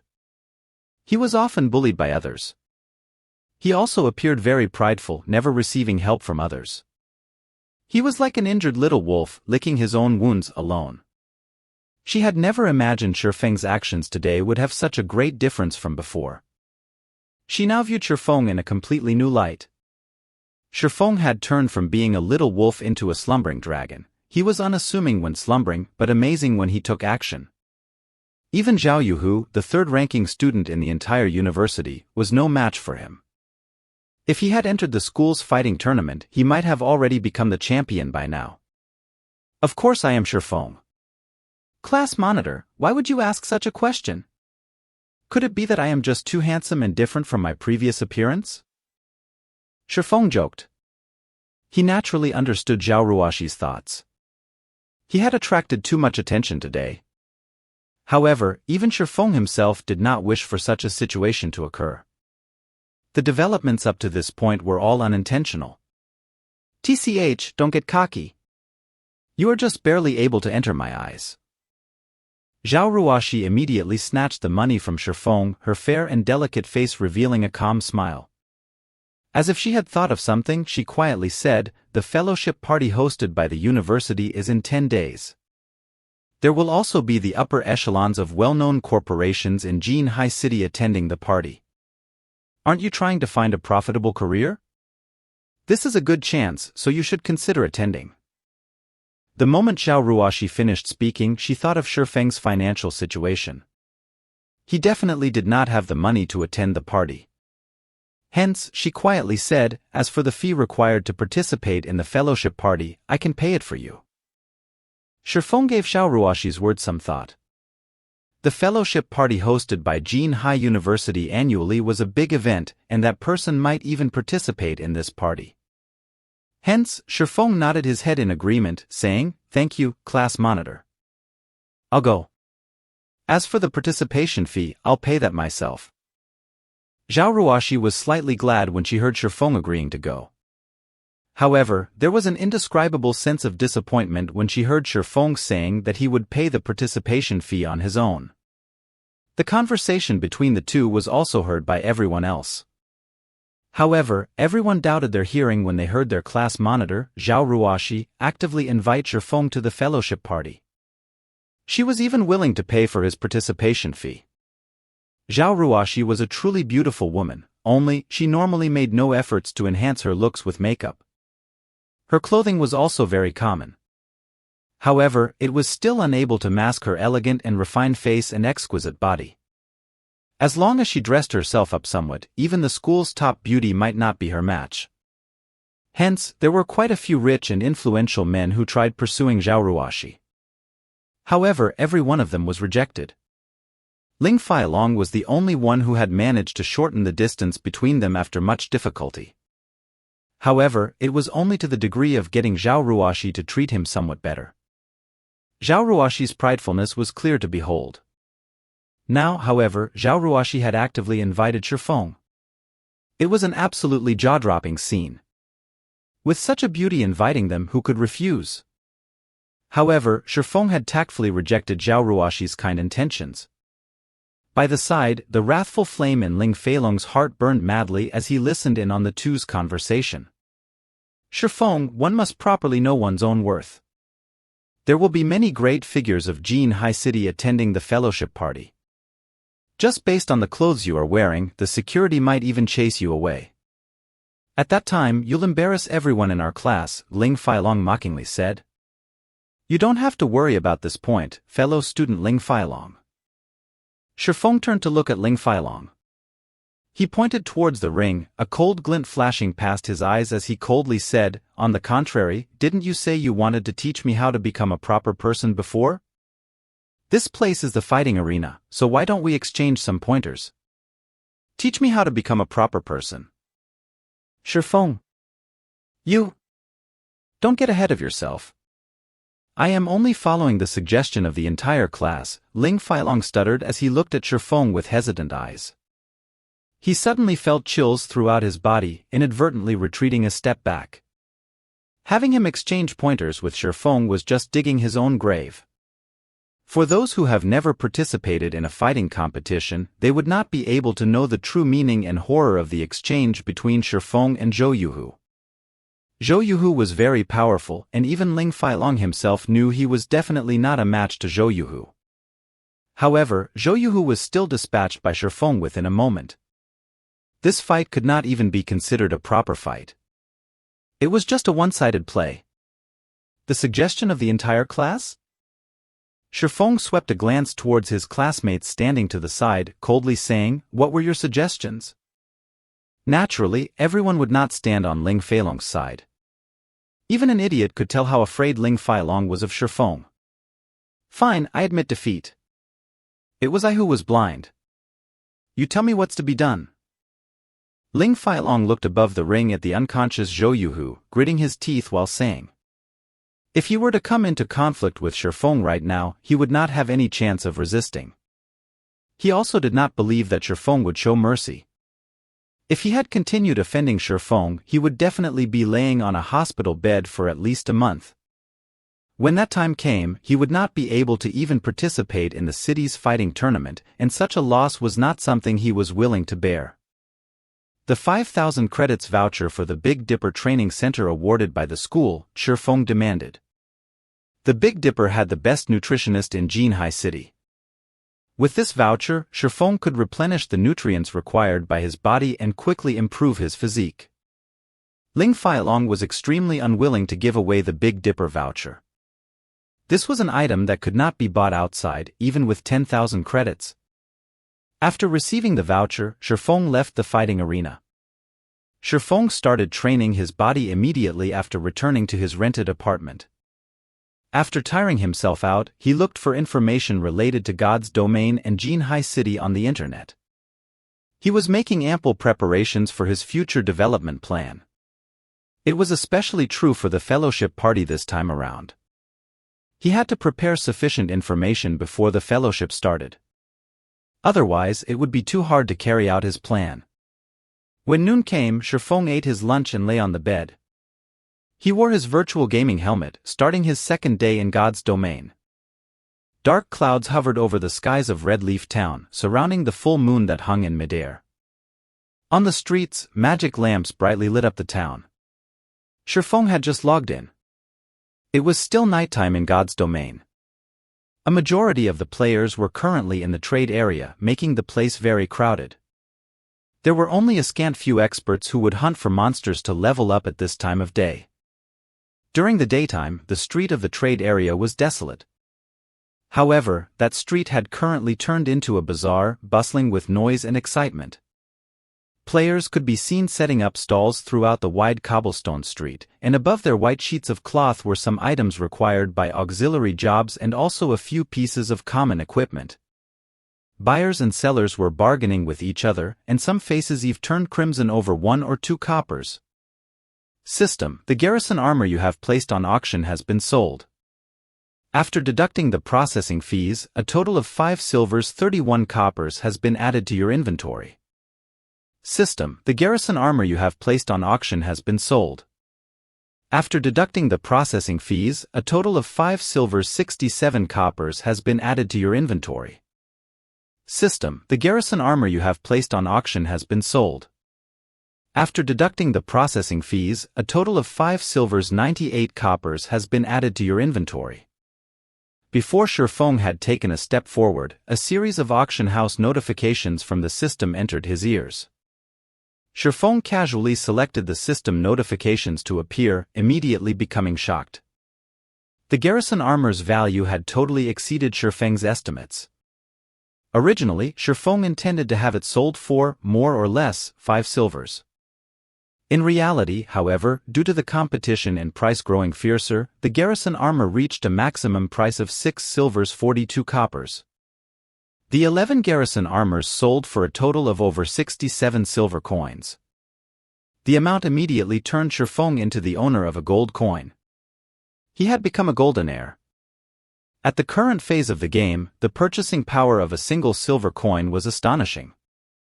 For a second-rate guild, their circulating funds would only amount to 60 or 70 silver coins. To properly develop their normal members during the initial periods of the game, the guilds were unable to stock up on too many copper coins. Such an action would only hamper the guild's future development. As for first-rate guilds, their circulating funds might only be around 1 gold coin. However, these funds would seem insignificant when it was used on tens or hundreds of people. Now Shifeng was a true tycoon. After a day of battle, a majority of the players were currently returning to town with their spoils of war. These players carried a lot of materials on their persons, and naturally, Shifeng would not let this chance get away. Shifeng casually chose a location with few people, setting his white cloth on the ground and starting up his stall to purchase materials. The highest leveled player right now should be at level 4, whereas the average player was still at level 2 and expert players at level 3. Hence, the materials they sold varied greatly. There were high-ranking goods and there were also common goods. The current prices for high-ranking materials were very expensive, so Shifeng would naturally not buy them. Shifeng relied solely on himself to make the garrison armor, so the money he could earn was limited. However, Shifeng was just selling these pieces of equipment to accumulate some funds. Only when he had the funds could he earn more money. Buying magic essence, 6 coppers a stack, stones 10 coppers a stack. Also buying hard stones, 23 coppers a stack, Shifeng shouted. After hearing Shifeng's words, the players on the street crowded around him, one after another. "Boss, I have 10 stacks of stones." "How many stacks do you want?" "I have 6 stacks of magic essence, do you want all of them?" "I have a stack of hard stones." After grinding in the wild for an entire day, magic essences and stones had become materials that polluted the street. Normally, players would sell these materials to NPCs or save them up for practicing their own auxiliary jobs. However, materials such as hard stones were very rare. They were usually found in level 3 areas, only being dropped by kobolds or little rock monsters. There were 20 pieces of hard stones in a stack, and they were worth 20 coppers when sold to NPCs. Hard stones were used in forging, however, it was quite luxurious to use them at this stage of the game. Guilds very rarely purchased hard stones, so their prices were not very high. However, they would have a great purpose once players reached level 7. There were many special monsters in the level 7 monster areas, and it was extremely taxing on the durability of a weapon to fight against these monsters. A weapon would break when its durability reached 0. Once a weapon was broken, the chance of successfully repairing it was only around 20%. If failed, it would turn into scrap. Meanwhile, hard stones could be used to make whetstones. When used on a weapon, it could temporarily increase its damage. More importantly, it could recover a weapon's durability by 5 to 10 points. With the whetstone, players did not have to return to town just to repair their weapons, saving them a lot of time and also increasing their monster grinding efficiency. In Shifeng's previous life, hard stones were sold with extreme popularity. The price of whetstones increased with even greater speed, allowing many forgers to make a hefty profit. To quickly increase their levels and gain an advantage, Shadow Guild had also been butchered by those sharks. They could only grit their teeth as they bought the whetstones. In this life, it was Shifeng's turn to make a huge profit. He was going to stock up these hard stones in advance. After purchasing materials for over an hour, Shifeng had a total of 80 stacks of magic essence and 120 stacks of stones. As for hard stones, Shifeng had only collected 12 stacks of them, a very small amount. Shifeng's bag was quickly filled. He had no choice but to make a trip to the bank's warehouse to store all these items. The bank's warehouse had a fixed space of 500 slots. Expanding the warehouse's space for the first time would give an additional 500 slots at the cost of 20 coppers. The second time was 1,000 slots for 50 coppers. Afterward, every 1,000 slots would cost 1 silver coin, and every additional 1,000 slots would result in a management fee of 10 copper coins per week. Currently, such an amount of money was nothing to Shifeng. Immediately, Shifeng expanded 3,000 slots, and in the future, he would have to pay a processing fee of 30 coppers every week. After storing all the materials, Shifeng ran towards the auction house. The auction house linked together all the small towns under the influence of White River City. Although there were few people who sold common materials here, there would surely still be some people who sold hard stones. Only, the prices they set were slightly higher. However, players would have no choice but to buy whetstones for their weapons when they reached level 7. So, Shifeng wasn't concerned about the loss of money. After arriving at the auction house, Shifeng discovered a very peculiar situation. There were quite a lot of logistics members of guilds present at the auction house. Each and every one of them were standing guard at the auction house, and it was a wonder what they were actually waiting for. Shifeng randomly chose a place to sit down, calling out the operating panel of the auction house. Just when Shifeng was searching for hard stones, he heard a few logistics members of guilds complaining to each other. How long more do we have to wait? Why is that garrison armor still not showing up? Let me buy it so I can report back. You've only waited for 3 hours. I've already been waiting here for more than 10 hours. You haven't seen the intensity of the competition for the garrison armor. I've heard, because of this garrison armor, there were quite a few guilds who were able to kill many wild special elites, reaping astonishing gains. There was even a guild that managed to obtain quite a few pieces of equipment and skill books thanks to the garrison armor. So, everyone is here to fight over it. Unfortunately, the remaining few pieces of garrison armor have all been bought. Exactly. Our guild is currently regretting it dearly. If we had known how greatly we would fall behind to those guilds, we would have bought the garrison armor, even if we had to pay 7 silver coins for one. Now, the higher-ups have already given the order. As long as the garrison armor appears, we definitely must buy it. During the discussion held by the logistic members, Shifeng was also surprised by the speed of the garrison armor achieving his desired effect. Hence, Shifeng took out the remaining 7 garrison armor that possessed defensive power. He stealthily placed them on auction, setting the base price for each piece at 8 silver coins, 2 silver coins higher than his original estimation. However, these guilds should be able to accept such a price. As for the best garrison heavy armor, Shifeng would only sell it after a period of time has passed. He would first let these guilds slowly digest the current garrison armor. After placing the equipment on auction, Shifeng started searching for hard stones. Shifeng wondered if there were many players who had auctioned them off. Shifeng called out the search panel, immediately entering the words hard stone. Suddenly, rows of information appeared on the semi-transparent screen. In a single glance, Shifeng could see over 100 stacks of hard stones being sold. There were many players selling them. When Shifeng saw a stack of hard stones selling for 1 gold coin, he felt such a player must have been driven insane by poverty. Immediately, Shifeng filtered the display to show prices from lowest to highest. After adjusting the display, the cheapest stack of hard stones still cost 26 coppers. After deducting the processing fees of the auction house, players could still receive 25 coppers. As expected, the prices were a lot higher than normal. However, Shifeng still had to buy them. He could afford them as long as the price was below 30 coppers. Suddenly, the number of hard stones available on the auction house had been reduced by a large half. The remaining ones were all selling for 30 coppers and above, and there was no spendthrift who would buy them. After looking at hard stones, Shifeng casually took at the miscellaneous section. Shifeng's eyes abruptly shone. There were actually card sets. Moreover, there was a large number of them. There was some chance for monsters to drop these card sets, however, the drop rate for it was extremely low. There was not even a 10,000 to 1 chance for one to drop. Monsters below level 10 were able to drop 12 card sets, and they were divided into 2 ranks, Bronze rank and Mysterious Iron rank. Warriors had Steel, Crusaders, and Insanity. Weapons specialists had Chaos, Vengeance, and Hurricane. Healers had Divine, Nature, and Noble. Mages had Element, Fool, and Demon. These 12 card sets each represented the 12 different jobs. Every set had 9 cards in them, and each card had a number behind them.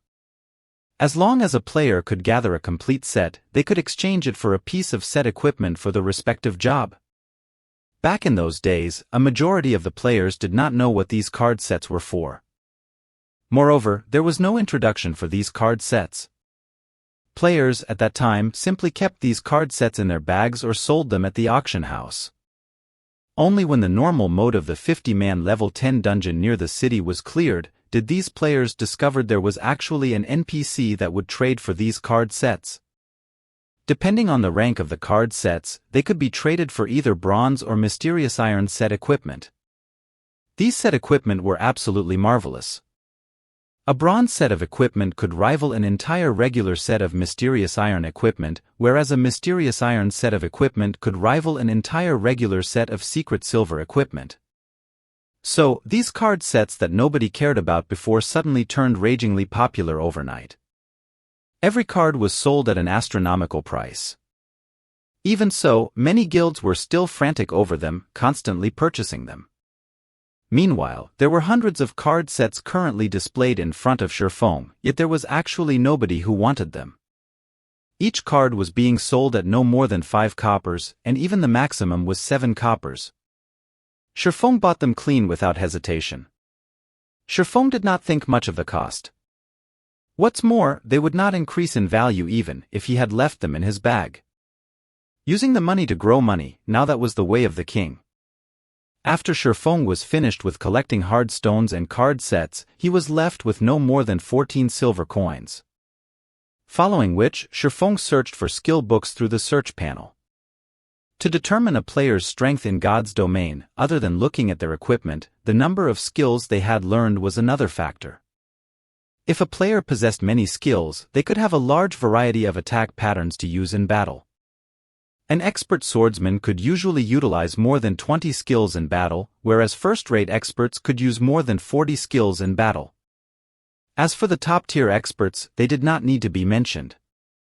Shifeng was a first-rate expert, yet he possessed less than 10 skills. His condition was truly pathetic. However, there were very few skill books currently being sold. Under normal circumstances, players would usually use skill books on themselves or trade them for a skill they were able to use. Shifeng went through more than 10 pages in one go. As long as he saw a skill usable by swordsmen, he immediately bought them. When Shifeng arrived at the final page, his mind turned blank. Are you kidding me? Even defensive blade is being sold? Shifeng went wild with joy. The defensive blade was a swordsman's powerhouse skill. It was also a surekill skill when dealing with mages. However, the skill also had a damnable drop rate. Even in his previous life, Shifeng only managed to get his hands on the skill after he was well over level 40. Shifeng truly did not imagine he would be able to see it now. Although the selling price was slightly high, 6 silvers was still acceptable to Shifeng. Shifeng immediately placed a bid of 7 silver coins, not wanting to waste too much time. Very quickly, Shifeng bought the skill for 7 silver coins. With the current purchasing power of 7 silver coins, Shifeng could buy 5 to 6 basic skill books. However, Shifeng spent them all on defensive blade without batting an eyelid. In addition to buying the rare skill, defensive blade, Shifeng also purchased 3 common skills: observing eyes, windwalk, and earth splitter. On another note, while Shifeng was joyous over his purchase, the situation at the auction house started turning frantic. The logistic members of the various guilds were all crimson to their ears, their rage soaring to the skies. Crap, 9 silver coins still isn't enough to get this equipment? Which rich guild is it that paid 10 silver coins? You animals, why don't you take a look at my side? Someone's already bid 10 silvers and 65 coppers. These people are absolutely insane. I've only brought 10 silver coins with me. What should I do now that I can't complete my task? Abominable. They're hiding their names and placing only these few pieces of equipment on auction. How can I even snatch one? These people were the logistics members of unrated guilds. They were on the brink of insanity when they saw the larger guilds bid, each higher than the other. The most abominable person, however, was the creator of the equipment. Every time, this person only auctioned a few pieces of equipment. Previously, the competition over the equipment was already sufficiently intense. However, the garrison armor being auctioned right now had even better attributes, and their numbers were even less. The money they brought along to bid was absolutely insufficient, so how were they going to fight for the equipment? It can't be, right? Are there that many tycoons? Someone actually bid 11 silvers. Shifeng's joy reached the tips of his brows when he looked at how the garrison armor's price continuously increased. Within moments, the money he spent before had all been recovered, to the extent that it was more than before. Suddenly, Shifeng thought of the defensive blade. The average player definitely had no chance of obtaining such a rare skill for swordsmen, whereas guilds would not sell it, even if they obtained it. The skill must have been sold by a certain guild to collect funds to buy the garrison armor. It's just that their actions once again benefited Shifeng. Within moments, all 7 garrison armors had their prices increased past 11 silvers. Such a price shocked even Shifeng himself. Where did so many powerful guilds suddenly come from? With the financial resources of such guilds, they ought to not spend that much money on a piece of bronze equipment. However, what Shifeng did not know was, after he had placed the garrison armors on auction, the logistics members of various large guilds reported the situation back to their guild leaders. Previously, these guild leaders saw the MT of other guilds tanking special elites with the garrison armor. These MTs were able to allow the other players to attack the special elites with ease, obtaining various skill books and bronze equipment, mysterious iron equipment even. At such a sight, the eyes of these guild leaders had long since turned red with envy. Unfortunately, they had no solutions to this matter. They wished to let the lifestyle players of their own respective guilds forge this equipment, yet they did not have the forging design for it. They also wished to contact the player who had forged these garrison armors, yet this player had hidden his name, preventing any means of contact. Their only choice was to watch on helplessly. Now, however, the garrison armor, this time, even possessed defensive power. They definitely must buy it. Hence, these guilds started gathering funds immediately. Do you hear me? You definitely must get it. Immediately bid 13 silver coins. I want to see who else dares to bid. What? Is it already at 13 silvers? Bid 13 silvers 50 coppers. I don't believe there is a guild that is wealthier than us. There were over 100 towns under the influence of White River City, and there were hundreds of guilds continuously bidding for the garrison armor. After half an hour, all 7 garrison armors were auctioned off, with the lowest being sold at 14 silvers 60 coppers. Shifeng earned more than 1 gold coin in an instant. Seeing how fervent these people were, Shifeng took the chance to place the garrison heavy armor on auction, setting its starting price at 16 silver coins. Following which, Shifeng left the auction house. It was still night, and there was about half an hour before sunrise. It was very unwise to go out and level right now, so Shifeng went to the library in Red Leaf Town first. He wanted to have a better understanding of the diary, which contained elvish words he obtained from the hell mode of the Deathly Forest. He might even obtain a new find. The journey to Red Leaf Town's library was very dangerous. If a normal player went there, there was a 30% chance for that person to die once. As for the remaining 70%, he would die many times. Hence, before heading to the library, Shifeng stored all the hard stones and the Philosopher's Stone into the bank. The Philosopher's Stone would drop after death. If Shifeng had unexpectedly died on the way to the library, then it would be a major loss. Following which, Shifeng took out the 4 skill books he bought previously and chose to learn them. Observing eyes. Able to see clearly unknown and concealed targets. There is a fixed chance to detect target's weak point. Cooldown 40 seconds. Windwalk. The user is wrapped in wind, movement speed increased by 30%. There is a 50% chance to avoid damage from ranged attacks. Duration of 10 seconds. Cooldown 2 minutes. Earth Splitter. Requires sword.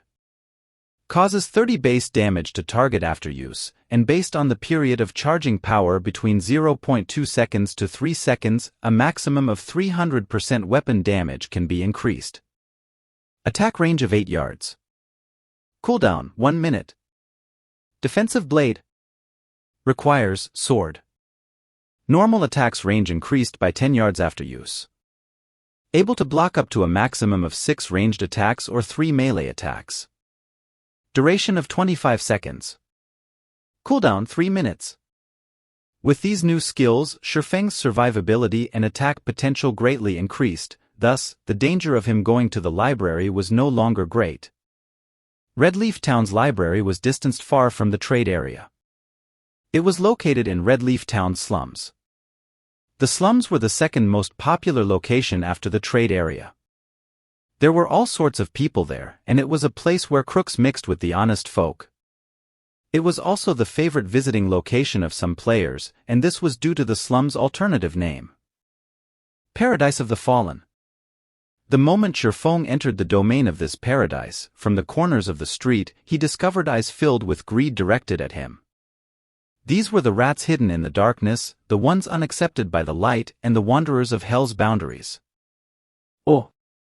There was bound to be a portion of players in God's domain that was different from ordinary person.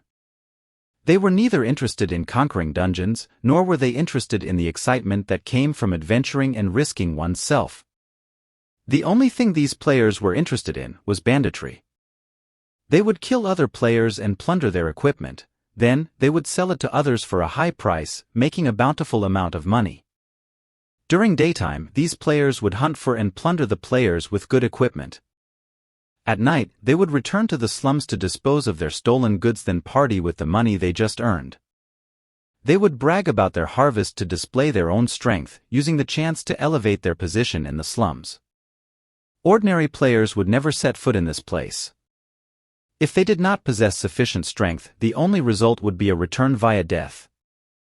The reason being this location was not protected by the guards. Shifeng simply glanced at the players hidden at the corners of the street. He discovered the indicators for all of these players were colored red.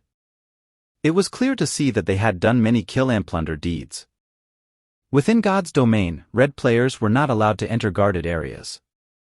The equipment drop rate upon death for these players were also increased, and the penalty for death may be increased up to a maximum of 300%. Moreover, they would be apprehended and jailed by the guards if they were to enter guarded areas, and the duration they were jailed depended on their crime value. However, even with all these disadvantages, there were still many players who had chosen to go down this path. After all, the rewards came very quickly this way. Red players also had a place they could stay in Red Leaf Town. For example, the slums. Moreover, if one wished to receive a good quest in the slums, one had to be a yellow player or even a red player. Regarding these players who lived on the edge of a knife, Shifeng paid no attention to them. He immediately headed towards the main road of the slums. On both sides of the street, there were quite a few flirty ladies dressed in revealing clothes. When they noticed the clothing Shifeng was dressed in, they started flinging coquettish glances at his direction. They wanted to spend a pleasant night with Shifeng, earning some coin along the way. "Little brother, are you here for some fun? Come over here to Big Sister." Big Sister guarantees that you will have a pleasant night. An alluring lady dressed in vibrant red leather clothing blocked Shifeng's way. Shifeng immediately used observing eyes. Charlene Elite Rank. Level 8. HP 1200/1200. Ha ha ha, Charlene, you're trying to sneak a bite again. How can you not invite us to such a happy occasion? A group of robust and fiendish men walked over, each of them carrying a cold grin on their faces. Is this a robbery? Shifeng took a look at his surroundings, calmly asking. He discovered himself already surrounded by NPCs. There were also a few red players by the corner of a broken house, sneers on their faces. In God's domain, it was very common for players to be robbed by NPCs. Moreover, it was also not Shifeng's first time being robbed by NPCs. The incident that left the deepest impression on him was when he was at Creation Mountain Range. It was there that he was robbed by an NPC warlord. At that time, Shifeng could only helplessly pay out a road toll. Currently, before him, there was a level 8 elite NPC in addition to a group of level 7 common NPCs.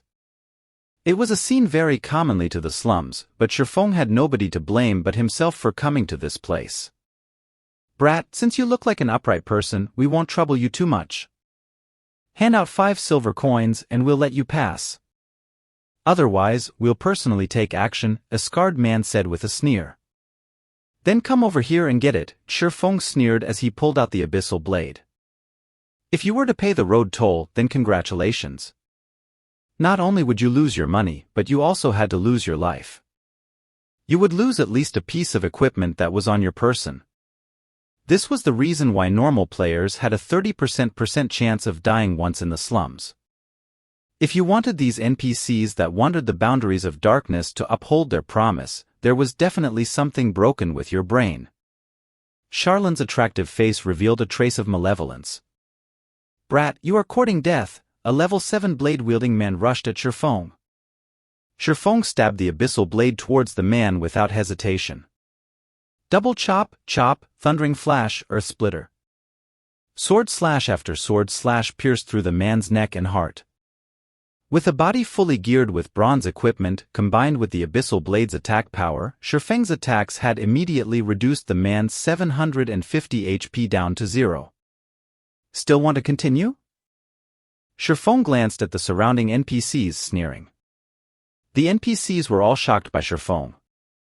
They all parted and gave way to Shifeng, one after another. Meanwhile, the players hiding in a corner were also shocked. Shifeng had killed off a level 7 NPC in just a few moves. This player was just too strong. Naturally, these players would not find trouble with a player whom they knew was strong. In the slums, strength was everything. Stealthily, these players left the scene of the incident. Only Charlene stayed behind with an interested expression.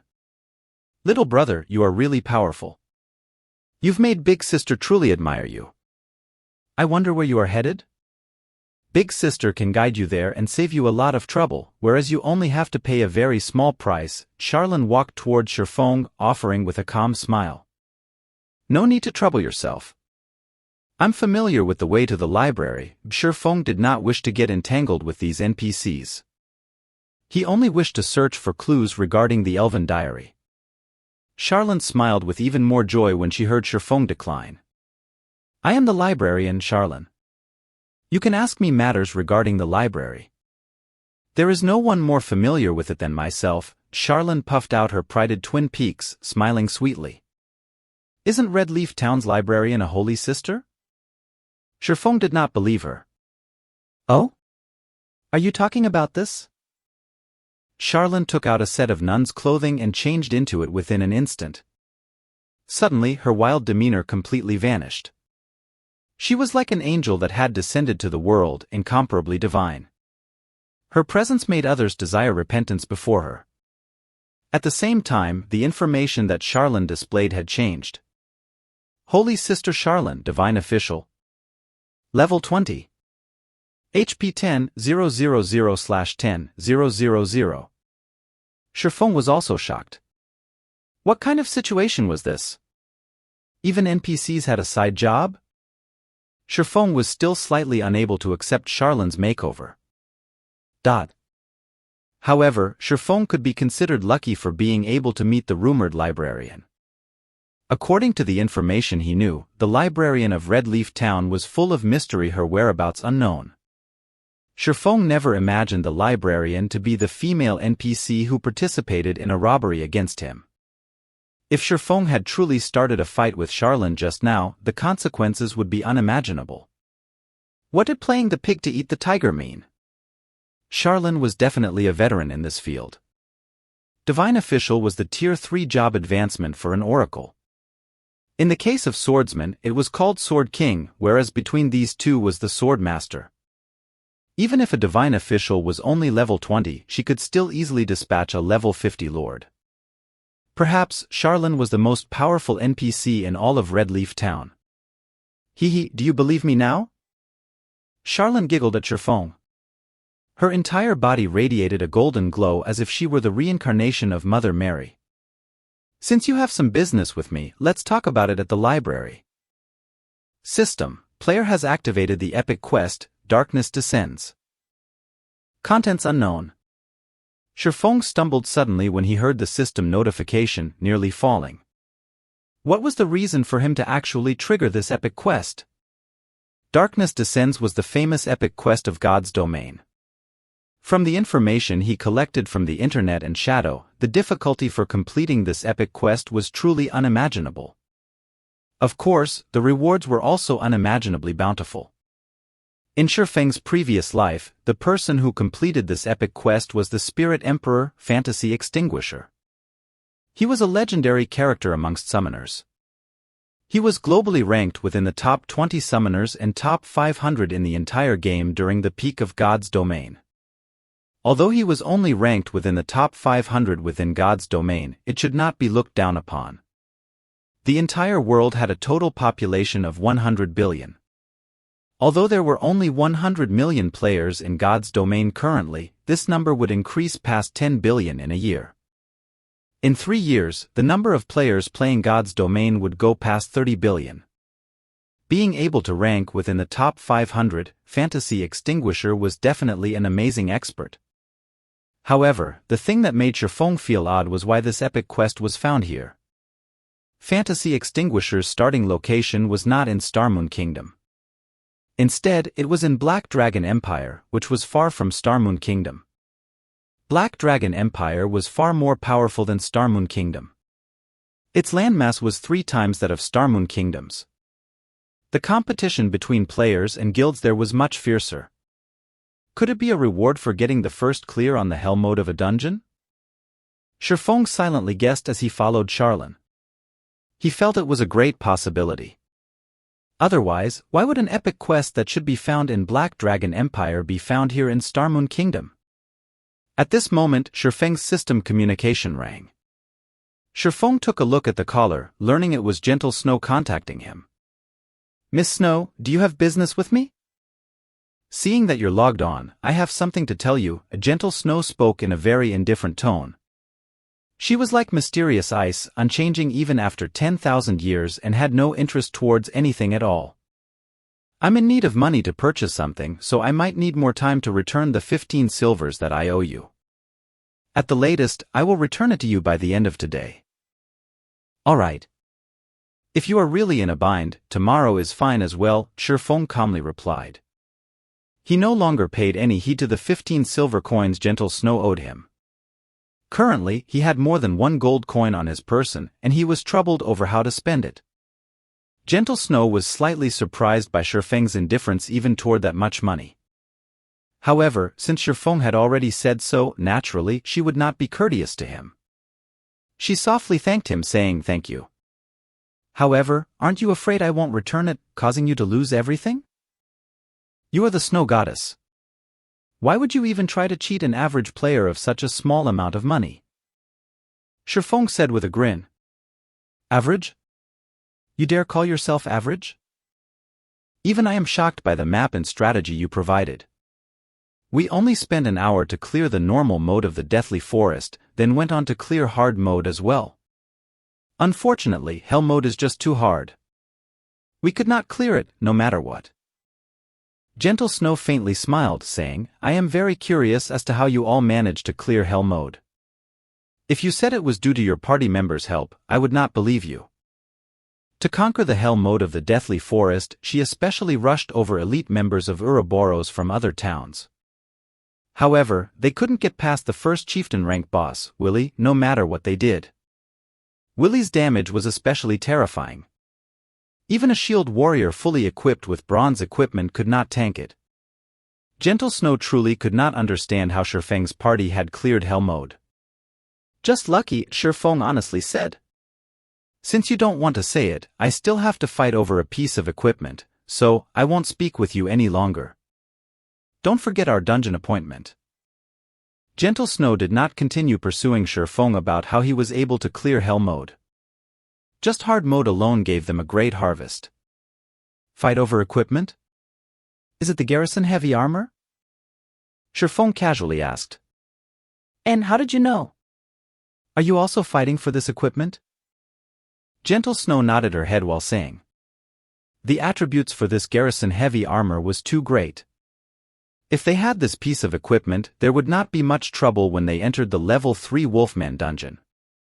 Shifeng knew he had said too much, but he remained calm as he replied, "Yes, but I didn't think there would be that many people competing for it. I've already given up on it by now." "Indeed. The price has already reached 23 silver coins, and only a guild with strong funding will be able to buy it. I won't speak with you any longer. I still need to sell some items." Gentle Snow disconnected the call after finishing her piece. Meanwhile, Zhao Yueru, who sat beside Gentle Snow, pouted her delicate lips. She kicked up a fuss, complaining, "Snow, why must you let that bastard join our team, no matter what? That bastard was just lucky, and his skills are just average." He coincidentally encountered a small dungeon like the Deathly Forest that did not change much since the game's official release, and he very luckily cleared the hell mode of the dungeon.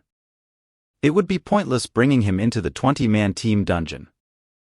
Also, the skill levels of his party members are just too miserable to even look at. They would definitely become a burden to our progress. The elite members of Ouroboros standing behind Gentle Snow also agreed with Zhao Yueru's words. They were the elites of Ouroboros. How could a group of average players compare to them? I feel that Big Brother Yifeng is not that simple. He was definitely humble when he said he cleared the dungeon due to luck. His skills are amazing, so it wouldn't be disadvantageous inviting him to join us, Zhao Yuer softly offered her personal opinion. Little girl, what do you know about liars? You just don't know how bad that bastard is. Also, he spent that much time just reaching level 1. His skills are only SOSO. This lady can insta-kill him with a single flame explosion. Zhao Yueru gave Zhao Yuer a stare, speaking confidently. Alright, stop arguing. I too feel Yifeng is not that simple. Otherwise, how could he clear the hell mode of the Deathly Forest with a group of novices? When we enter the team dungeon, we will see where his standards lay. If he is not bad, I might consider recruiting him into the Godslaying army. Now, however, let's first bid on this garrison heavy armor. Gentle Snow let out a soft cough. Everyone abruptly became silent, astonished. They never imagined that Gentle Snow would have such considerations. She was actually planning to let Yifeng join the Godslaying army. The members of the Godslaying army were the elites amongst the elites of Ouroboros. Each member had great skill, and they were experts who were selected out of tens of thousands of players. All of the guild's resources were prioritized on the Godslaying army. Aside from the guild leader and sub-leader, members of the Godslaying army had the most authority within the guild. Many experts in the virtual world struggled tirelessly to join the Godslaying army. However, a large majority of these people were all rejected. On the other hand, Yifeng, who suddenly appeared before them, actually possessed a very great chance of entering the Godslaying army, and such a sight had caused great envy within them. When Gentle Snow disconnected the call, Shifeng let out a breath of relief. Fortunately, he was not discovered. If Gentle Snow found out that Shifeng was the creator of the garrison armor, terrifying consequences might have occurred. Also, Shifeng did not doubt the possibility of Gentle Snow utilizing a forceful approach. The Snow Goddess was not an empty title. Her Iron Fist methods have tongue-tied countless experts. Otherwise, she would not have been able to take care of so many experts. However, Shifeng discovered an interesting matter from Gentle Snow's words. The many guilds in White River City have already started attaching great importance towards the garrison armor. This meant the reputation of the garrison armor had already spread. Currently, the garrison armor's popularity might have reached its peak. It was a great chance for Shifeng to sell the garrison armor in large quantities, earning a ton of money. After another period had passed, the garrison armor's worth would not be as great as it was now. Let's first take a look at the epic quest, then I'll return to making the garrison armors. Shifeng impatiently wanted to return to making garrison armors now that a chance for him to make a lot of money had arrived.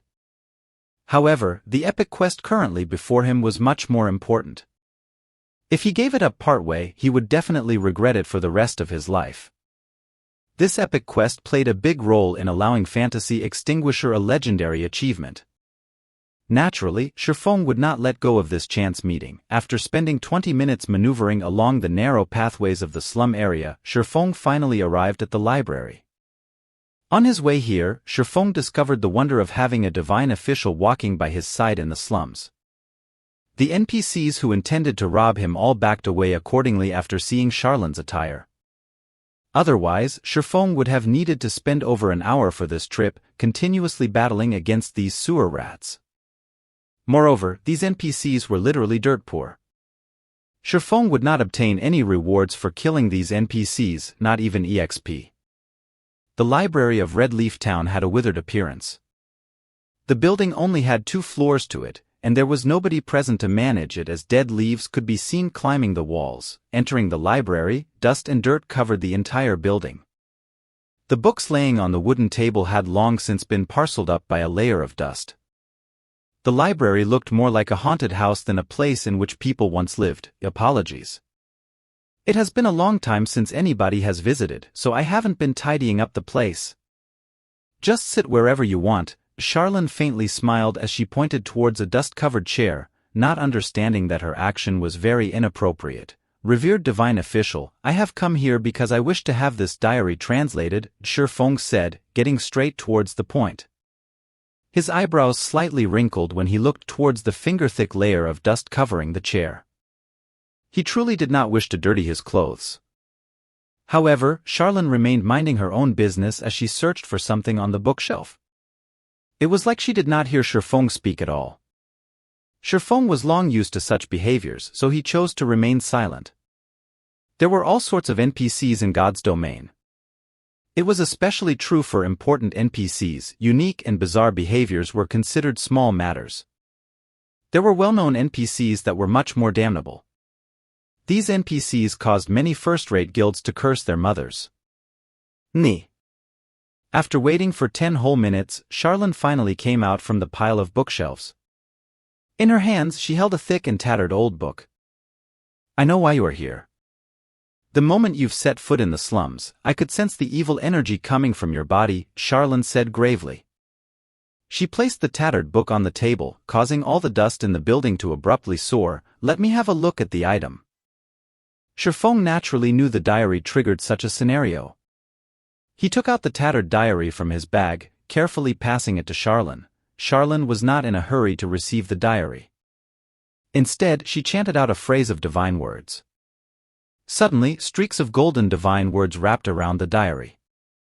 Just when Shifeng was wondering about Charlene's actions, a change suddenly came over the diary. Black smoke suddenly appeared on its pitch-black cover, and a sinister-looking face came into view. It looked as if it was in extreme pain. Evil be gone! Divine spear! Charlene shouted, her jade-like hand drawing out divine words in midair. At the same time, she started singing out a Tier 3 divine curse, her voice echoing throughout the entire library. A golden-colored hexagram appeared above the library, covering the entire building, and from the magic formation, 3 golden spears of judgment came flying out. The spears pierced the diary, tearing apart the sinister face. Ha ha ha, I won't give up. We will meet again. The sinister face loudly laughed as it spoke the bone-chilling words. Both of its eyes were firmly affixed toward Shifeng as if the words it spoke were meant for him. Within a moment, the black smoke above the diary dispersed. Meanwhile, Charlene's forehead was covered in sweat. Her complexion was deathly pale, and she currently looked extremely weak. System, you have been cursed by a great demon. 1.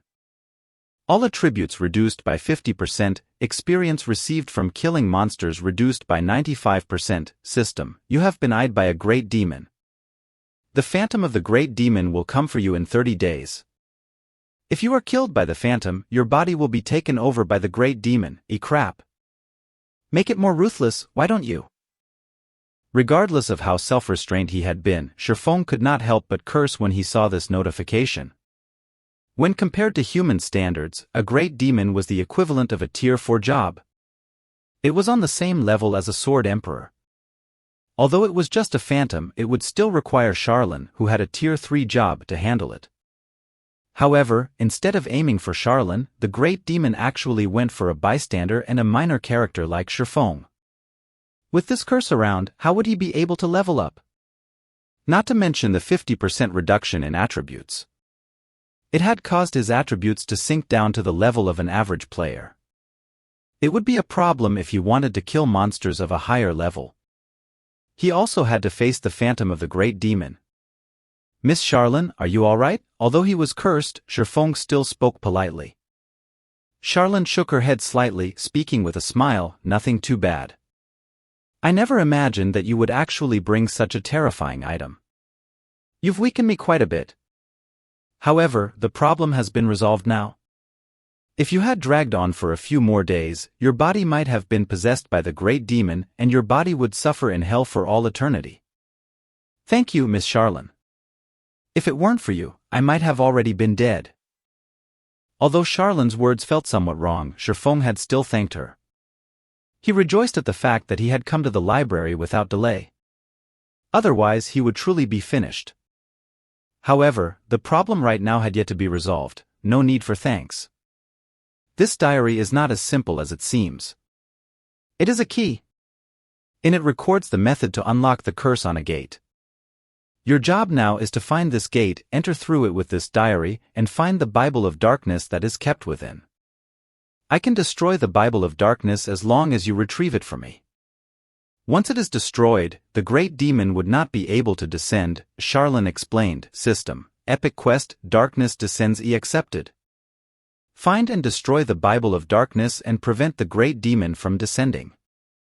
Rewards unknown. Although Shifeng had known about the extreme difficulty of completing an epic quest, there was still no need for it to be so damnable. At the very least, the quest should tell him where to find the Bible of Darkness. In Shifeng's previous life, Fantasy Extinguisher had completed this quest in Black Dragon Empire. However, Shifeng couldn't just go to Black Dragon Empire. Even if he went there, the teleportation gates had not been activated at this stage of the game, so he would have to run there. However, even if he ran till his legs broke, he would still need to waste several months before he could reach the borders of Black Dragon Empire. Shifeng entered deep thought. He did not understand how Fantasy Extinguisher completed this epic quest in his previous life. Who the heck would know where the Bible of Darkness was stored? Moreover, in his previous life, the information Shifeng collected regarding this quest was very incomplete, so the parts he could use as reference were extremely limited. Currently, the evil curse Shifeng was shouldering even made leveling a problem. No matter what, he had to think of a solution to this problem. Otherwise, the problems he would face in the future would be even greater.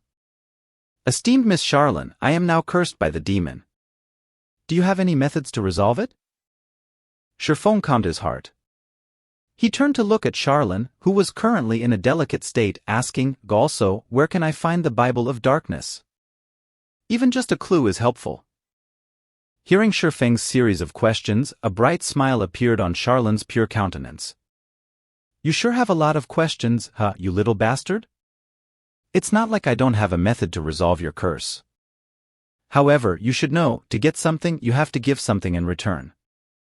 There is only one way to dispel the curse, and that is to carry out a moon drip.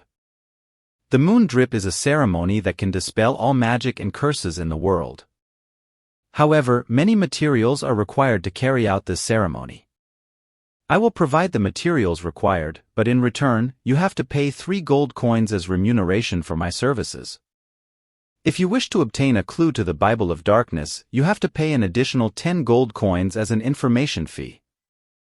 Shifeng felt a chill going down his spine as he looked at Charlene's expression, which became more excited the more she explained. It was especially true for Charlene's eyes. Even if she looked incomparably pure right now, her appearance was still not enough to hide the burning desire within her eyes. In the end, one word still dictated everything. Money. System, do you wish to accept the quest to dispel the curse? Esteemed Miss Charlene, I am willing to pay the remunerations. What else could he have said? However, Charlene's asking price of 3 gold coins was just too high. There was not a single player in White River City who could afford such an amount right now. Since you are willing, then pay a deposit of 1 gold coin. Charlene stretched out her delicate hand without restraint. Seeing Charlene's actions, Shifeng suspected that she had some sort of X-ray technique. However, he had to pay the money sooner or later, so Shifeng reluctantly handed over 1 gold coin to Charlene. The moment Shifeng had handed over the money, he went from being a wealthy tycoon to being a poor peasant. Here, this is for you. You need to feel the energy within this thing first. It will lead you to the Moonlight Forest to collect 30 pieces of moonstone. It's fine if you just bring them back to me. Charlene took the shining gold coin with lightning speed, then took out a fist-sized crystal orb and passed it to Shifeng. System, quest moon drip accepted. You must collect 30 pieces of moonstone and 2 gold coins for Charlene. Upon completion, Charlene will dispel the evil curse of the great demon on you. Shifeng received the crystal orb and took a look at it. Teleportation magic orb. Able to teleport the user to and from the Moonlight Forest immediately after activation. Activation condition: 200,000 EXP needed to be stored.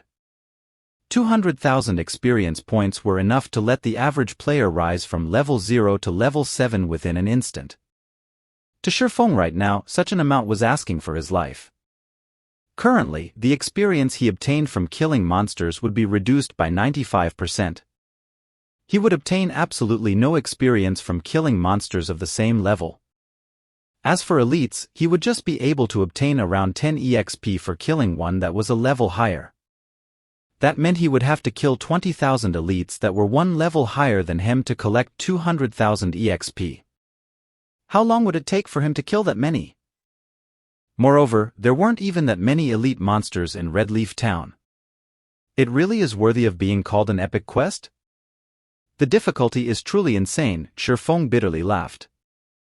In Shifeng's previous life, Fantasy Extinguisher had the support of the first-rate guild, Fantasy Shrine.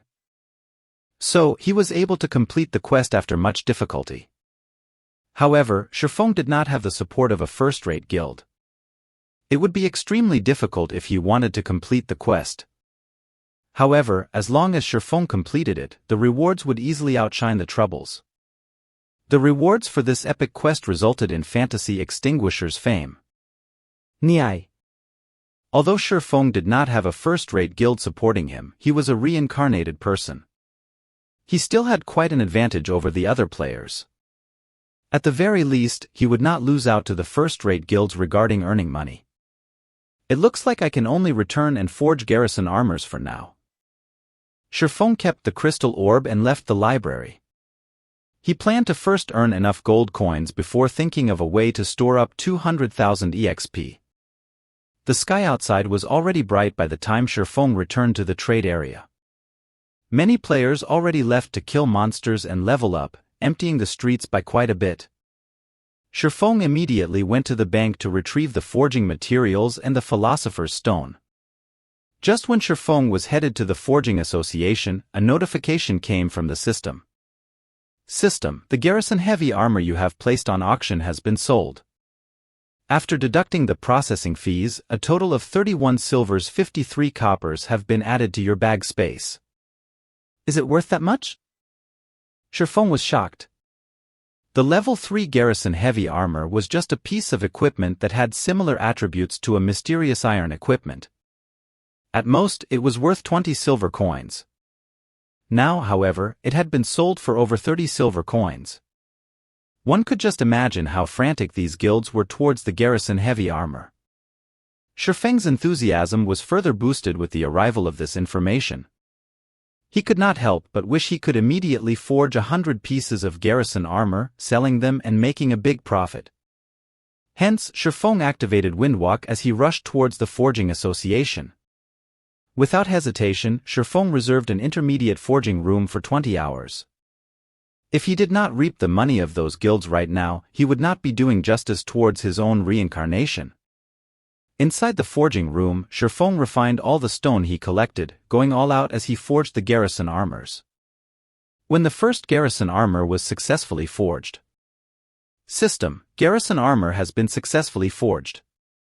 Forgery proficiency increased by 2 points. Obtained 800 EXP. System: do you wish to store the experience obtained in the teleportation magic orb? Suddenly, Shifeng halted the work he was doing. He called out the system interface, taking a careful look. I obtained 800 EXP from forging? Shifeng placed a hand on his chin, pondering. Suddenly, he said with a smile, how could I forget about this in a panic? The curse is only aimed at the experience obtained from killing monsters. It has no effect towards experience that is rewarded. Although a lot of time was needed to forge a piece of equipment, it was a different story if the success rate was very high. Shifeng's leveling speed at that time would be a lot faster than the average player, even with the 95% experience reduction state he was currently under. With such an opportune method in hand, the difficulty of the epic quest had been greatly reduced in an instant. Moreover, Shifeng had the Book of Forging. It could increase the success rate of forging the garrison armor up to 60%. With it, Shifeng's leveling speed would greatly surpass even the expert players. It would not be long before he would finish collecting the 200,000 EXP. In such a way, Shifeng could earn not just money, but experience as well. It was killing two birds with one stone. It was absolutely great. Fantasy Extinguisher most likely did not imagine there was such a quick method to dispelling the curse. Thinking up to this point, Shifeng immediately adjusted for the system to distribute 100% of the experience he obtained to be stored in the teleportation magic orb. Then, he picked up an ore and started happily forging equipment. Because of his improved mood, Shifeng's hands became much more nimble. The 100 refinement hammer in his hands was like a musical instrument, rhythmically beating out a moving melody. By the time Shifeng regained his sense of self, he was suddenly dumbfounded by the garrison armor before him. The current garrison armor before Shifeng was largely different than the previous ones. Its design had largely changed, and even the color had become a pale gold. This was absolutely not the garrison armor. Crap, Shifeng understood he had failed. Before, he was too absorbed into his own excitement while he was forging the equipment. He smashed the hammer in whichever way he wanted, giving the garrison armor a completely different appearance. He even felt good about it. Still, the appearance of this new plate armor looked extremely cool. It would definitely look majestic while worn. Following which, Shifeng chose to identify the equipment's information. The system took a whole 10 seconds before giving a conclusion this time. Unnamed bronze rank plate armor. Level 3. Equipment requirement, Strength 12. Defense plus 23. Strength plus 3, Endurance plus 3. HP plus 120. Durability 35/35. Additional ability. Healing power, healing effects received are increased by 10%. Restricted to shield warriors and guardian knights. System, unnamed equipment has been successfully forged. Forging proficiency increased by 3 points. Obtained 1,100 EXP. System, congratulations! You are the first player to forge an entirely new piece of bronze equipment in God's domain. Obtain 3,000 EXP. Rewarding 1 runic hammer, mysterious iron rank, that increases forging success rate by 5%. System, please give a name to the equipment you have created. You are also able to leave a personal mark on this piece of equipment. Shifeng was slightly shocked when he saw these notifications. He had unintentionally remodeled the garrison armor, and successfully at that. He even created an entirely new piece of bronze equipment. His luck was truly good. The attributes of this equipment had already reached the level of an average mysterious iron equipment. If only the materials used were not so poor, it would definitely have become a mysterious iron equipment. In God's domain, players were able to create equipment. However, this was an extremely difficult task to accomplish. Not only did the player have to be extremely familiar with forging, but they also had to have a thorough understanding of the various materials available. After undergoing hundreds of trials, only then could completely new, and good quality, equipment be created. Usually, players who wanted to create new equipment would only start to do so after they had risen to become an advanced forger.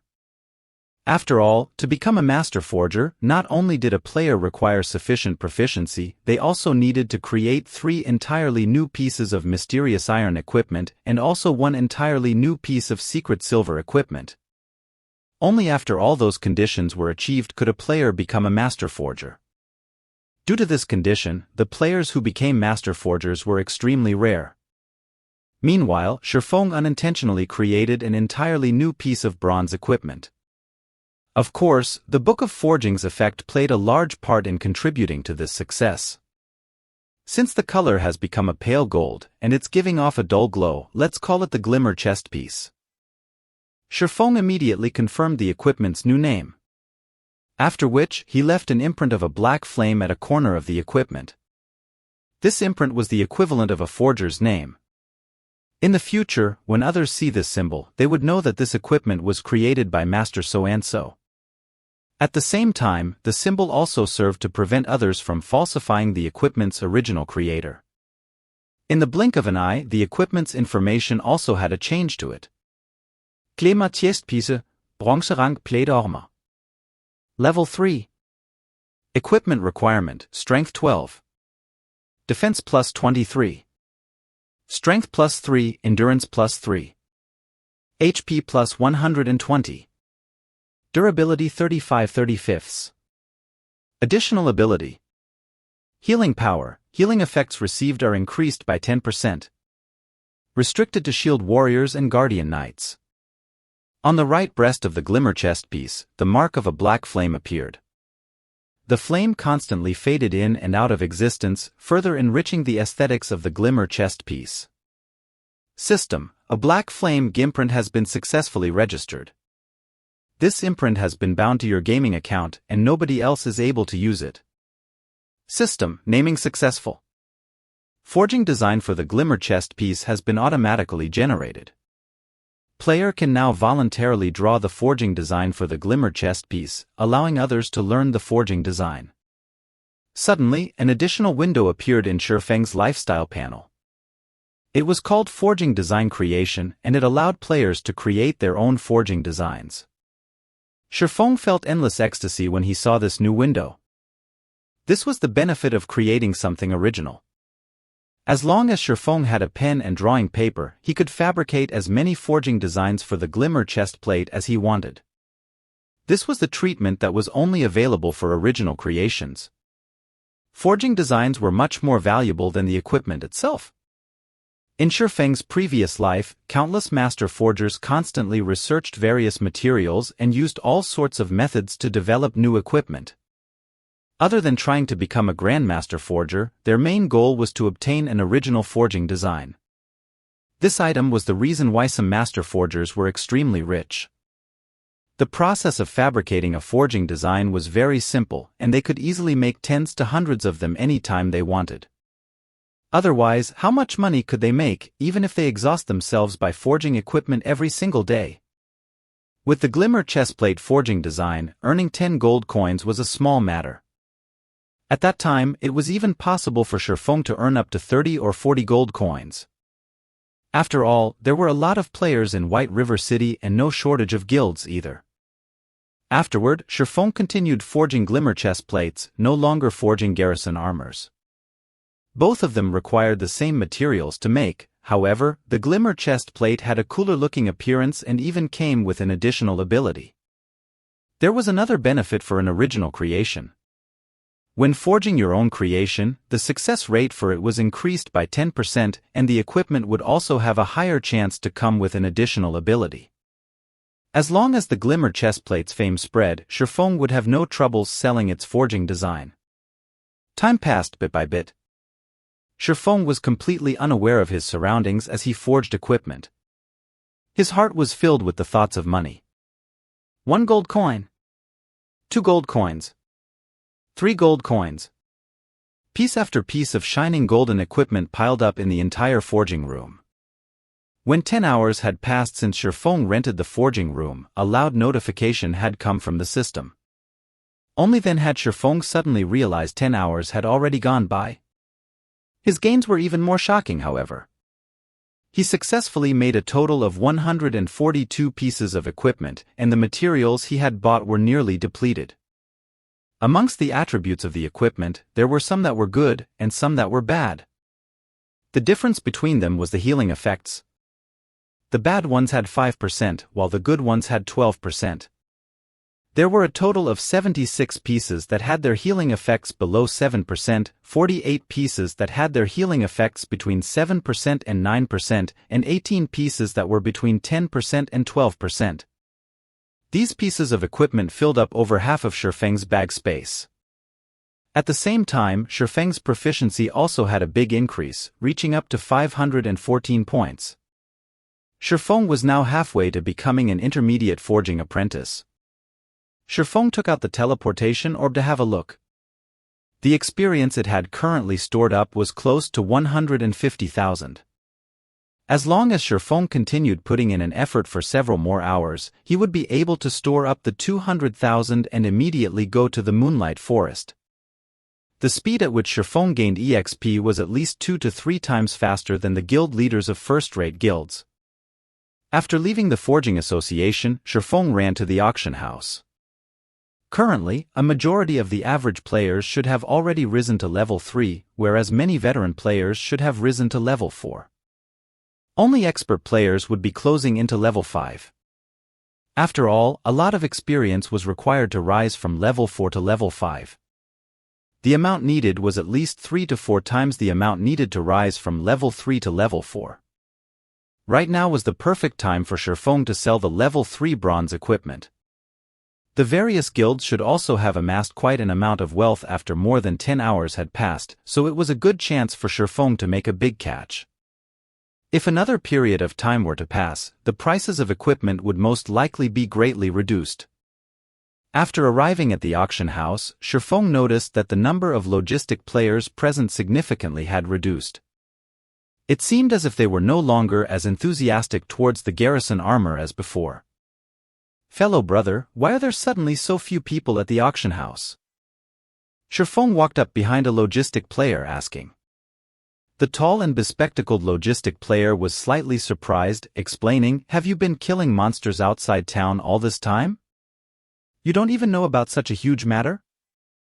"Yeah, I've just returned after making some money from killing monsters and selling materials." "Wasn't that garrison armor super popular?" "I too wanted to buy a piece," Shifeng nodded. "No wonder you don't know about it. 3 hours ago, a player called Hammer Trading had sold a lot of level 3 bronze plate armor equipment. Although the attributes on it were slightly weaker than the garrison armor, its price was extremely low, costing only 4 silver coins. Moreover, that player even announced that there would be discounts if you contacted him and ordered in bulk. Naturally, the various guilds all contacted him and ordered. That equipment is now extremely popular, so who would remain here and pay attention to the garrison armor? Hammer Trading? Shifeng wanted to confirm once more. Correct. He even posted a thread on the forums criticizing the Blackheart forger that made the garrison armor.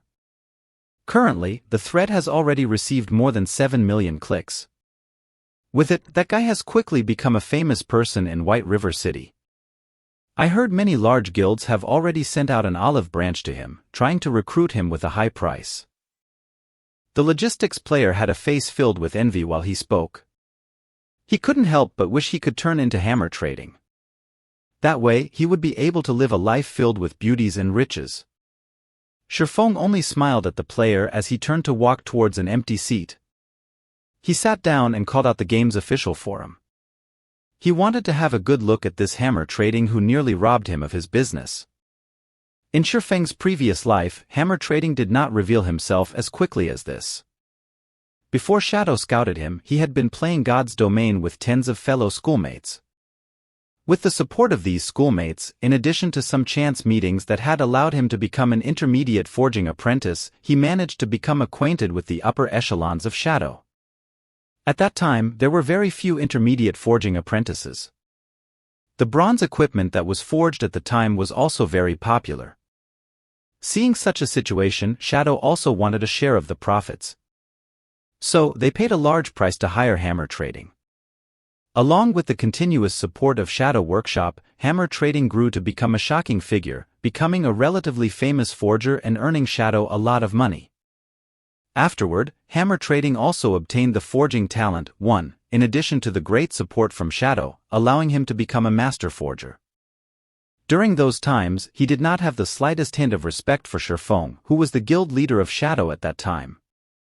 In the end, with the strong support of Hammer Trading, along with several master forgers and master potion makers, Lanhua Financial Groups gladly agreed to World Dominator's acquisition of Shadow.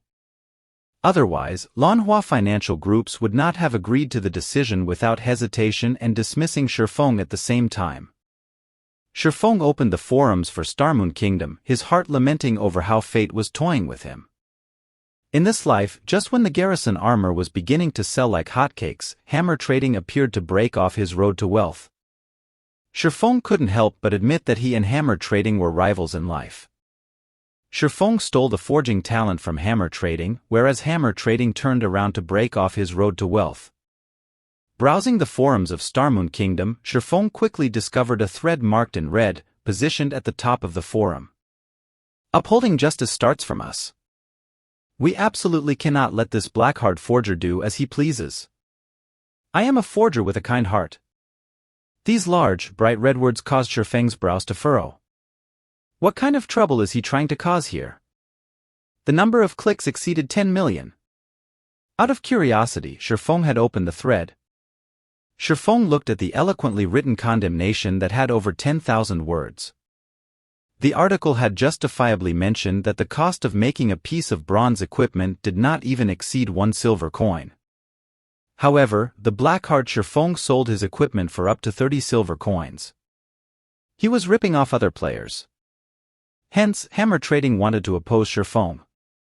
He was even willing to sell level 3 bronze equipment without limit. Only, due to the failure rates, he had no choice but to sell them at 4 silvers apiece to reclaim his cost of making. This article received the support of a lot of players. They had all declared that they would no longer purchase the garrison armor and that they would support hammer trading's actions of kindness. Shifeng was speechless after reading the entire article. The entire article was just trying to put a smear on his reputation while heightening hammer trading's own self. At the same time, hammer trading wanted to state that he too could forge bronze equipment. He was clearly trying to use Shifeng as a stepping stone to raise his own worth and fame. He wanted to let the many large guilds extend an olive branch to him and in turn, raising his own worth. However, Shifeng had to admit that hammer trading had succeeded. Not only had his fame risen in a burst, but many second-rate guilds had also sent him an invitation. There were even a few first-rate guilds who were willing to discuss matters of cooperation with hammer trading. Crap, not only has he broken off my path to wealth, he still wants to use me as a stepping stone? Shifeng could no longer hold back his 2 lifetimes worth of rage. He wanted to properly teach hammer trading a lesson. Did he think he was awesome for selling level 3 bronze equipment without limit? Shifeng did not wish to have any relation with hammer trading if he did not try to use Shifeng as a stepping stone. However, now that he had provoked Shifeng, he must be ready to pay the appropriate price. Shifeng felt it was just hilarious when he looked at the statements and numbers provided by hammer trading. Basic forging apprentices only had a 5% success rate when forging a piece of level 3 bronze equipment. However, looking at the numbers provided by hammer trading, it could be seen that he did not possess just a forging design for a piece of bronze equipment. He must have also obtained an item that increased the success rate for forging. In addition to using the intermediate forging room, his success rate should be around 20%. That was why he dared to spout nonsense and brought out several pieces of equipment for auction to prove his words. However, according to Shifeng's estimates, to raise his reputation, hammer trading was taking a loss of 1 silver coin for every piece of bronze equipment he sold. Although Shifeng did not know how much funding hammer trading had, he was still 10 years too early from competing with Shifeng. Selling at 4 silver coins, is it? Shifeng would sell his equipment at 4 silver coins as well.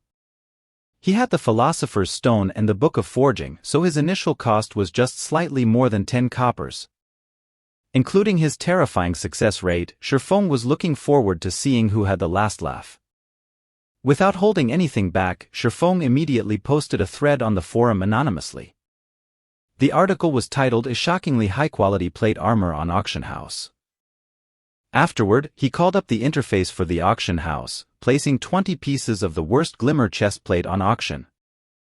The healing power on the glimmer chestplate had a remarkable effect on MTs when inside a dungeon. It was even better when compared to the garrison armor. When compared to hammer trading's savage chestplate, it was more than 2 times better. Players would naturally know which equipment to choose when they saw the glimmer chestplate. Hammer trading, didn't you want to be famous? I'll let you become super famous. I'll turn you into a celebrity. Shifeng revealed a cold grin as he closed the interface. He turned around and left the auction house, setting up a stall outside to purchase stones and hard stones. 2 minutes after Shifeng had posted his thread, a few players noticed Shifeng's post. Average players were still very attentive towards high-quality equipment. Currently, the average player did not even possess a piece of bronze equipment, not to mention high-quality equipment.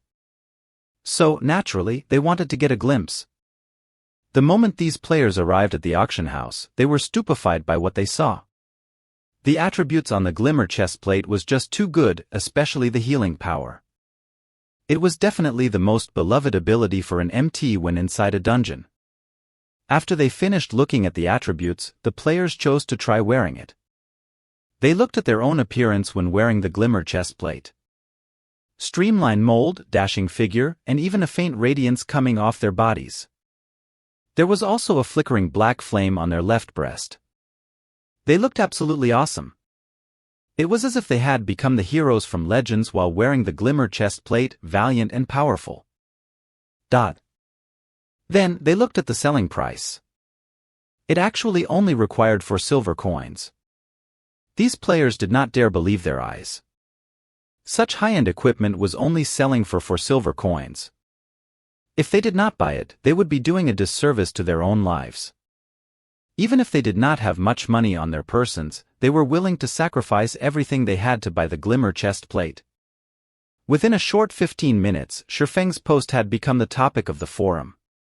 There were even players who posted the information and appearance of the Glimmer chestplate, the equipment instantly arousing everyone's exclamation.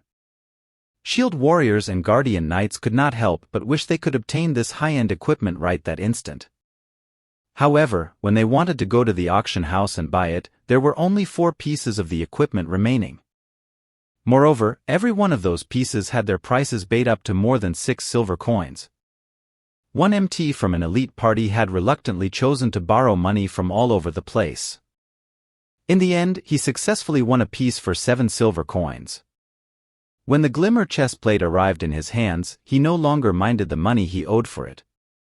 With such attributes and dashing appearance, he would not have any troubles earning money in the future. Thinking up to this point, the smile on this shield warrior spread widely. Just a short 20 minutes after Shifeng placed the Glimmer chestplates on auction, all 20 pieces of them had been sold off. The Glimmer chestplate's popularity was far better than the garrison armor. There were even quite a few players showing off their purchases on the official forum. Previously, these players had to beg, using various methods, to join a party. Now, however, with their majestic-looking equipment, a simple shout would garner them tens of invites from elite parties for their own choosing. Following the Glimmer chestplate's rise in popularity, the players that failed to buy one were all beating their own chest in anguish. They hated themselves for not borrowing money to buy the piece of equipment since, right now, it was no longer being sold. Meanwhile, the Forging Association in Golden Sand Town was packed with people. The spacious hall was entirely occupied by players. The players present were the spokespeople for various guilds. They were here for only one purpose, and that was to invite hammer trading to their guild. Amongst the guilds present, there were quite a few that were very famous. There was no lack of spokespeople for third-rate guilds. If it were during ordinary times, these spokespeople would act proud and arrogant. They would use a condescending attitude when dealing with lifestyle players. Even so, these lifestyle players would still treat them with great respect. They would even shed tears of emotion, pledging their loyalty to the guild as they quickly signed the contract, becoming a part of a large guild. However, the current trend of the game had changed. The higher-ups of the guild strongly emphasized that they, the spokespeople, must definitely invite hammer trading. Otherwise, they could start packing up their bags. Hence why these guild spokespeople were like obedient grandchildren, standing and waiting in the hall for hammer trading's summons. Inside an intermediate forging room on the 2nd floor. "Brother Hammer, you're so awesome. I admire you so much." Before, those third-rate guilds would not recruit you no matter what. Now, they're just like grandchildren waiting upon you. They would not leave even if you chased them away, a sexy female cleric in her mid-20s hugged around Hammer Trading's robust arm, giggling and speaking with admiration. Her bulging chest was rubbing against his arm. Hammer Trading had a very brutish appearance. He had a thick beard and beady eyes, and his skin color was similar to yellowish wax. Judging from his appearance, he looked to be over 30 years of age. Nobody was able to tell, however, that Hammer Trading was just a university student in reality. His age was just slightly over 20. Ha ha ha, this is just a small matter. However, I truly have to thank the fool who opened the road for me and has even hidden his name. He made all the large guilds know of my importance. Hammer Trading heartily laughed. He silently praised his own intelligence and wisdom for being able to think up of a plan to utilize that anonymous forger's fame. It allowed him his current good fortune, becoming every player's idol. Wait till I've entered a first-rate guild and rise into their upper echelons. It will be truly awesome. Right now, I'm just showing a small part of my prowess. Let those third-rate guilds continue waiting outside. I can use them to raise my own value and fame. Boss, what are we going to do about all the orders we've received? An assassin asked. Hammer Trading rolled his eyes at the assassin, saying in disdain, who cares about them? I'm taking a loss of 2 silver coins per piece of equipment. Do they think I'm running a charity? My goal has already been met. I'm only waiting for the first-rate guilds to come. Don't bother with the other players, just tell them that we're too busy and don't have time. To use Shifeng as a stepping stone, Hammer Trading used up all the silver coins belonging to his classmates. He also spent a lot of credits to purchase a lot of materials and silver coins. Yet he only forged over 10 savage chestplates from all those materials.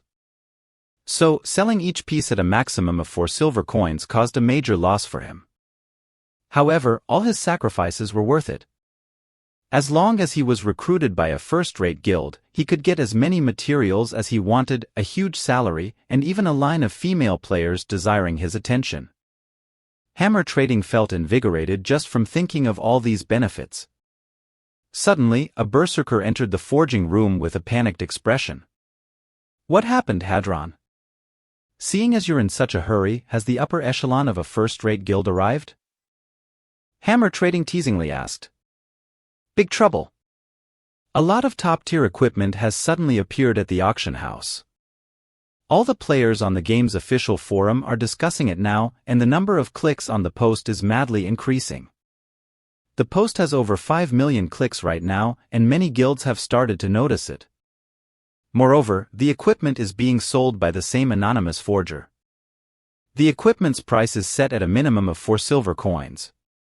Everyone is starting to wonder about the identity of the forger responsible, and they are no longer paying any attention to you, boss.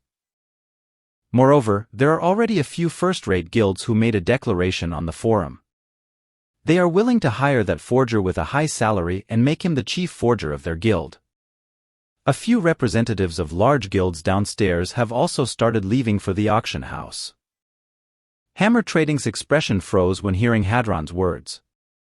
He only managed to attract the attention of first-rate guilds after much difficulty.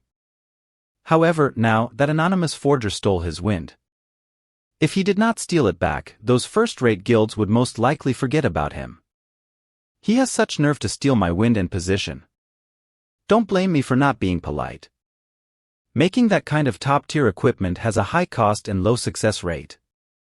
If you sell it at 4 silver coins, then I'll sell at 3 silver coins. I wonder just how much you can afford to lose. Hammer Trading abruptly stood up.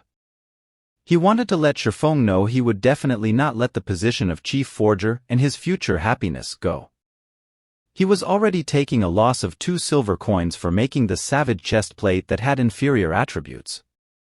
Then, Shifeng would at least lose 4 to 5 silver coins for selling each piece of top-tier equipment at 4 silver coins. Maybe even more. Hammer Trading believed he could outlast Shifeng. But, boss, we don't have many silver coins remaining. At most, we can afford to forge 10 more savage chest plates, Hedron worryingly said. What is there to be afraid of? I still have some funds. Worst comes to worst, I'll spend some more credits to buy materials and silver coins. I believe I can get rid of that little bastard.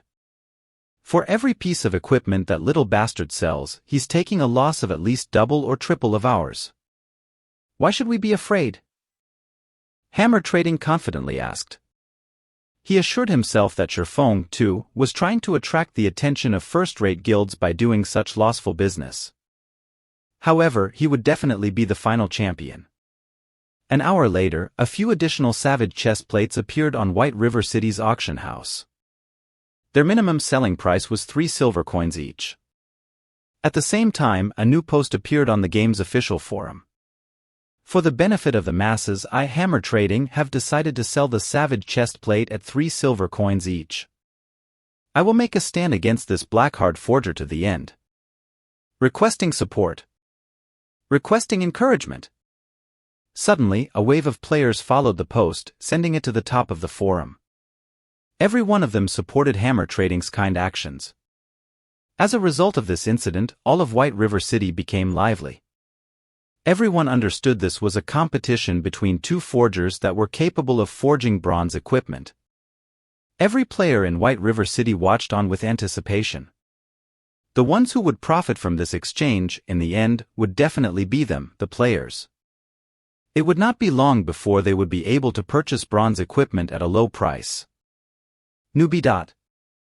The various guilds also started watching by the sidelines, no longer expressing any of their intentions. They were all waiting for the final victor, while at the same time buying all of the equipment and developing their guild's strength. However, Shifeng himself did not know of this matter. He just finished purchasing stones and hard stones. Just after entering the auction house, he discovered that the number of players there had once more increased. Only then did he find out about this incident. You wish for a fight? Shifeng faintly smiled, then, come. He called out the auction house's control interface, placing all of his glimmer chest plates on auction. He assigned 20 pieces to be sold every hour, selling a total of 120 pieces of glimmer chest plates. Such a number was definitely enough to torment Hammer Trading. Afterward, Shifeng used the money earned from selling glimmer chest plates to buy hard stones and card sets. After purchasing all these items, Shifeng suddenly discovered that he still possessed a little more than 1 gold coin. From time to time, Shifeng would receive a notification from the system. It would state that another glimmer chest plate had been sold, and some amount of silver coins have been deposited into his bag. Shifeng felt, the more silver coins he spent, the more silver coins he had. The amount he did not seem to be decreasing in the slightest. Shifeng considered selling some of his silver coins at the trade center exchanging it for some spending money in real life. It was much better than just holding on to these silver coins. Although Shifeng was having a relaxing time selling equipment, Hammer Trading was not. To compete with Shifeng, Hammer Trading was constantly forging new Savage chest plates. The silver coins in his hands were no different than copper as they disappeared in a flash. Hammer Trading also had to spend credits to purchase more silver coins, giving him an immense heartache. However, when he thought of Shifeng spending much more than him, his heart soothed by a lot. He wanted Shifeng to go bankrupt. Meanwhile, Shifeng left the lively auction house. He arrived at the bank, storing all the card sets and hard stones he had collected into his warehouse. Shifeng was extremely excited as he looked at over 1,000 slots of his warehouse filled. This was the benefit of being reincarnated. In his previous life, he in a miserable state thanks to these items. Now, however, they became one of his biggest sources of income. In the eyes of others, these items were still worthless. However, they would be priceless in the future. Their values could increase by over 10-folds, even tens of folds. It was especially true for card sets. A complete set would be worth tens of times more than a single piece. Even so, the large guilds would still have a hard time obtaining them. After he was finished storing the items, Shifeng made a trip to the grocery store. He bought 5 stacks of white paper and 1 stack of pen and ink. These 2 items could be bought at extremely low prices at the grocery store.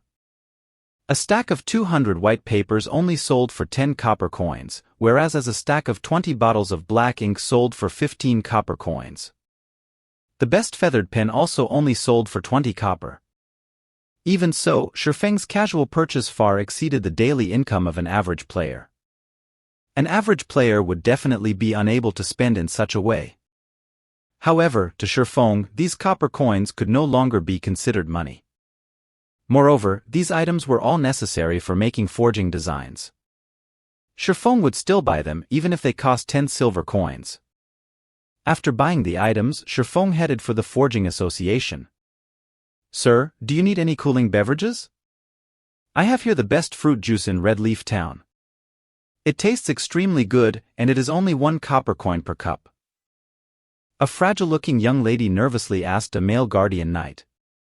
The girl was holding onto a small basket, her doll-like eyes carrying with them earnest expectations as she looked at the man. "Scram! Don't annoy me. It's just a virtual item, moreover a beverage, yet you are actually charging 1 copper coin for it? I wouldn't want it even if you were giving it for free." The guardian knight cursed in rage, pushing the 16 or 17 years old girl away. He then added, "My luck is just bad.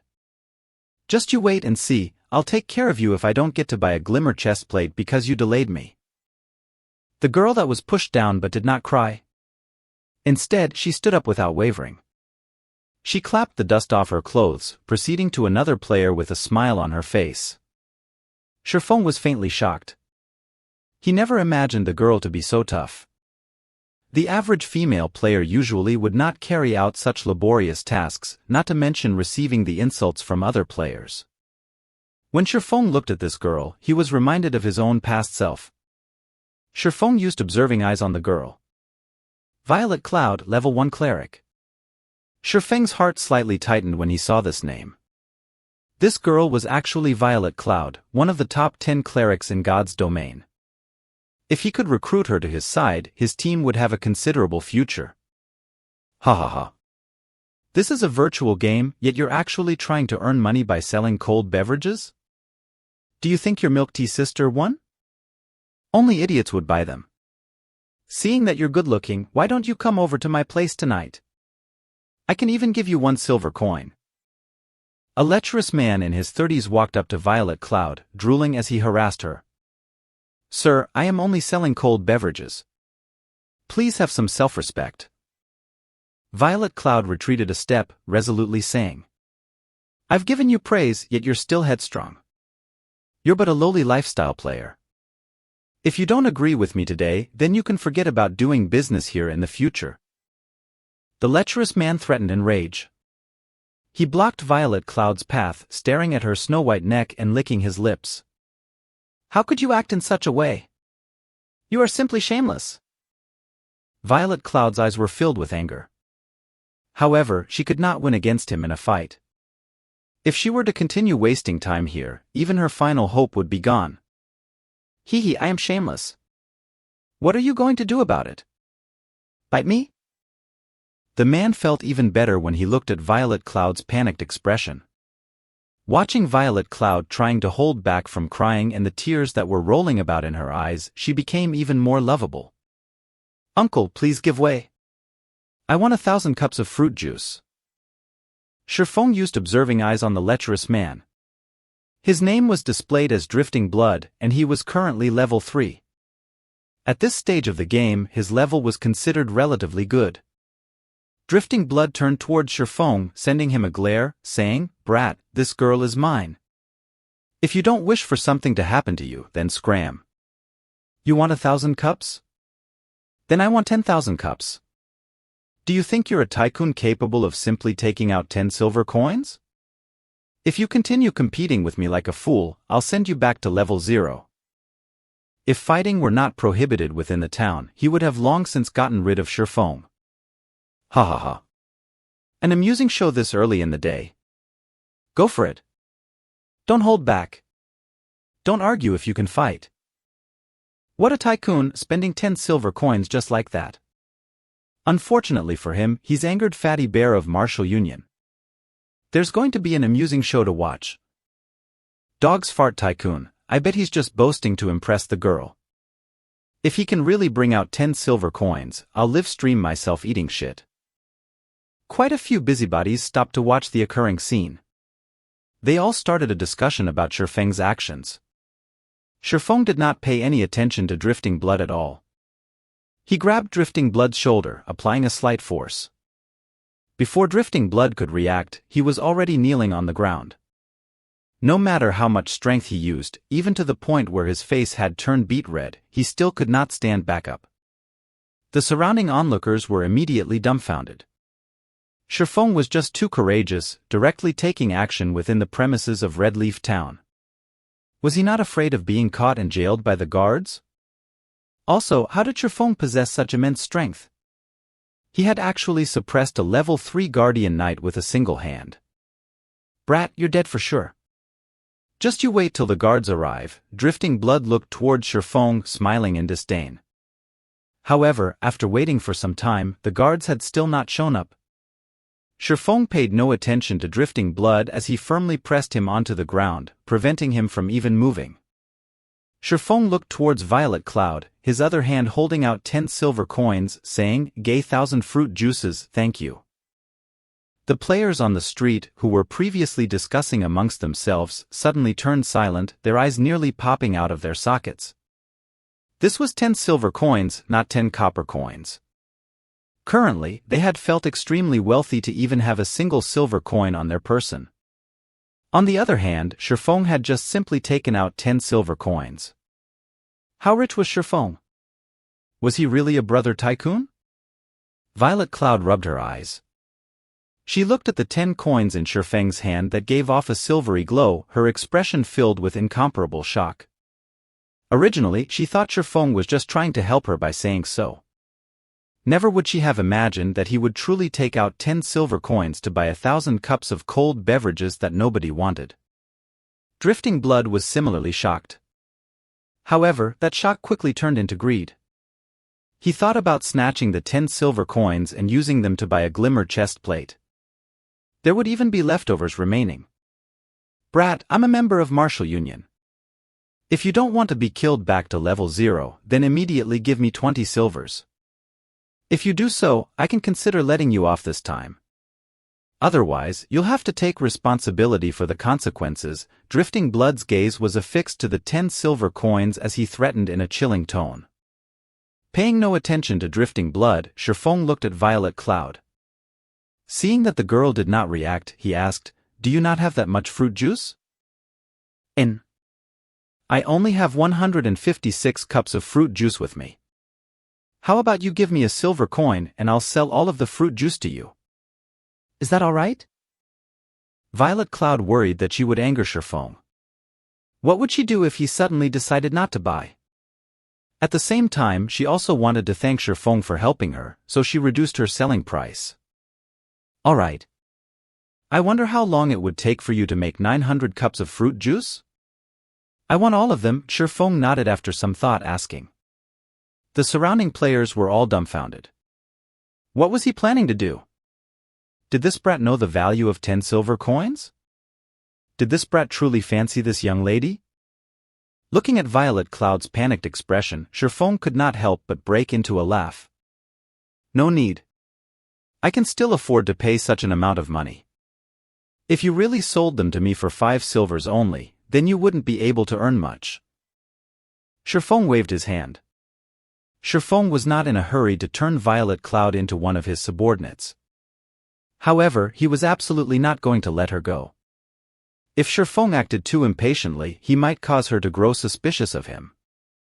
So, it was better to deepen their relationship first. Nobody could have imagined that Violet Cloud, one of the top 10 clerics in God's domain, would have such an appearance. A cleric god. That was a genuine tier 6 job. After 10 years passed, there were only a few who reached that standard. Even Fantasy Extinguisher was just a spirit saint at the pinnacle of tier 5 10 years later. However, as a future cleric god, Violet Cloud was actually a lifestyle player during the initial periods of the game. It was such a waste of talent. Normally in God's domain, only players without any skills would earn money through methods other than killing monsters. However, the popular auxiliary jobs usually had very high requirements, such as a lot of funds, coupled with extremely low success rates. It was extremely hard for a player to survive in such a way without the support of a guild. Meanwhile, auxiliary jobs such as chef was much easier. The cost to support it was also extremely low, and players alone could be supported by it by themselves. If their talents were high and they were capable of creating delicious cuisines, they could still earn quite a lot of money in God's domain.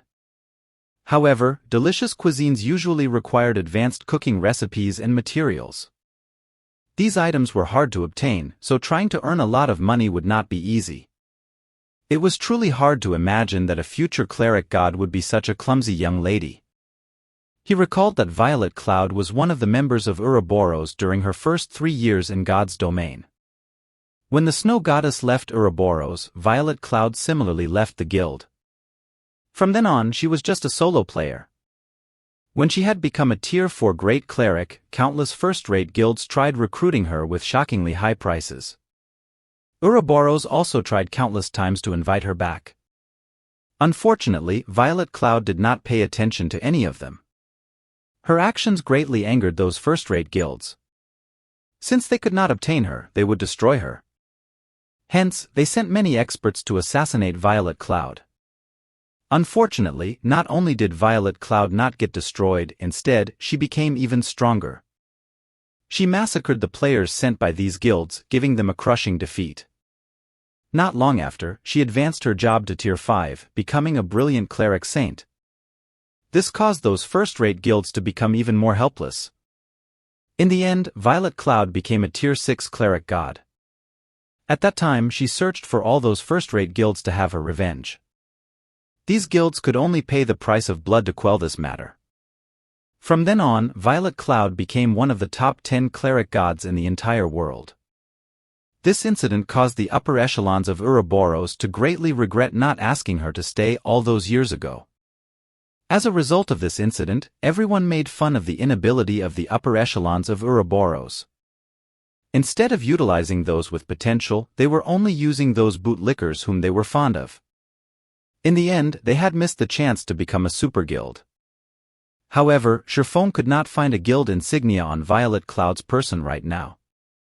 In addition to Violet Cloud's current appearance, Sherfone could guess Violet Cloud must have been discovered by the Snow Goddess later on, which in turn resulted in Violet Cloud feeling indebted to the Snow Goddess. Hence, Violet Cloud left Ouroboros when the Snow Goddess stopped playing God's domain. Meanwhile, Violet Cloud currently had yet to meet the Snow Goddess. It was the perfect chance for Sherfone to recruit her. Even if Violet Cloud was unskilled now, she had the potential to become a cleric god. As long as she was properly nurtured, she would definitely be able to become a cleric god in the future. Violet Cloud was no idiot.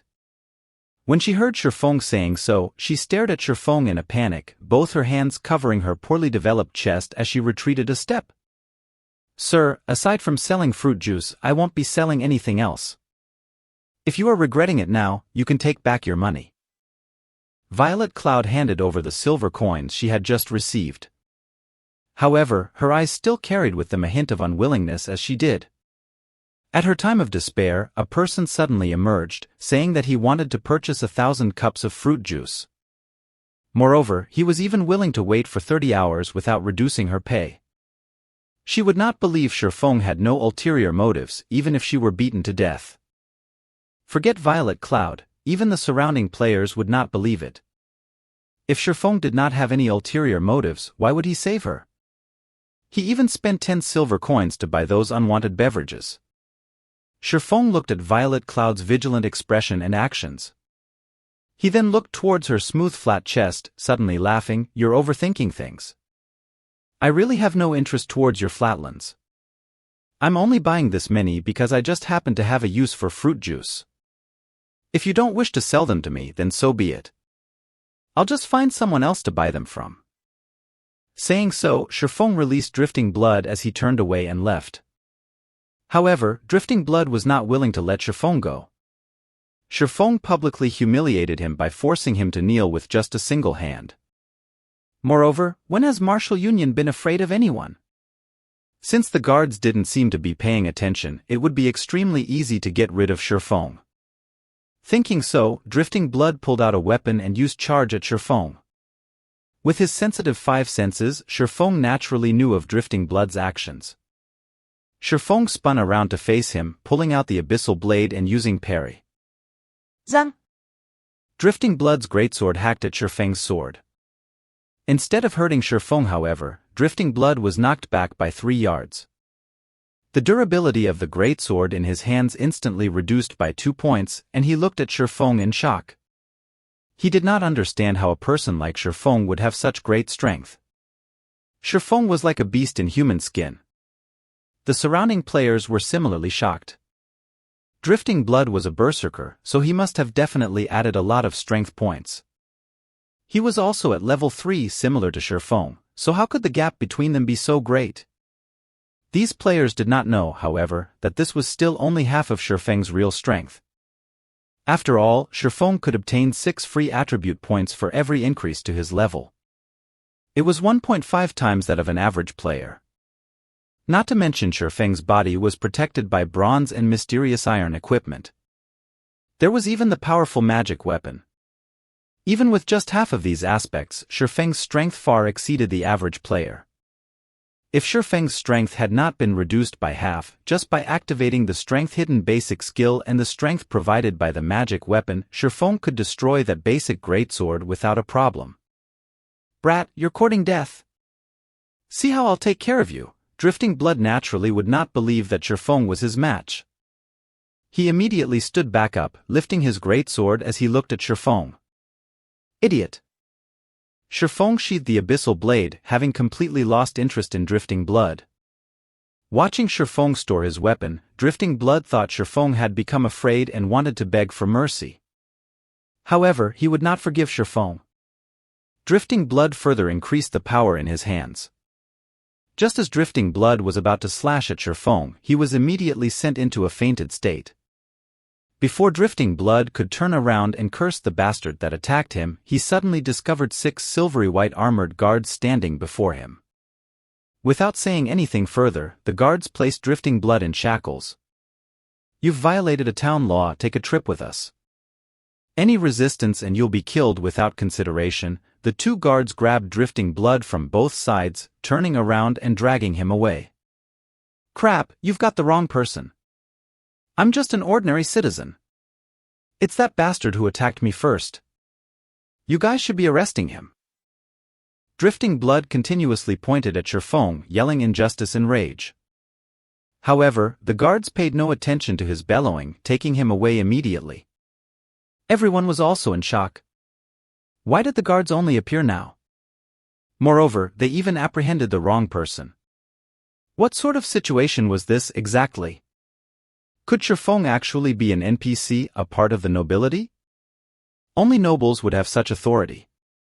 To the side, Violet Cloud had a blank expression on her face, unable to make sense of the situation. Why didn't the guards arrest Shifeng? Instead, they arrested Drifting Blood. Was Shifeng really a noble NPC? Violet Cloud's eyes were filled with reluctance as she watched Shifeng leaving. She bit her rosy lips, her delicate hands tightly gripping the hem of her shirt.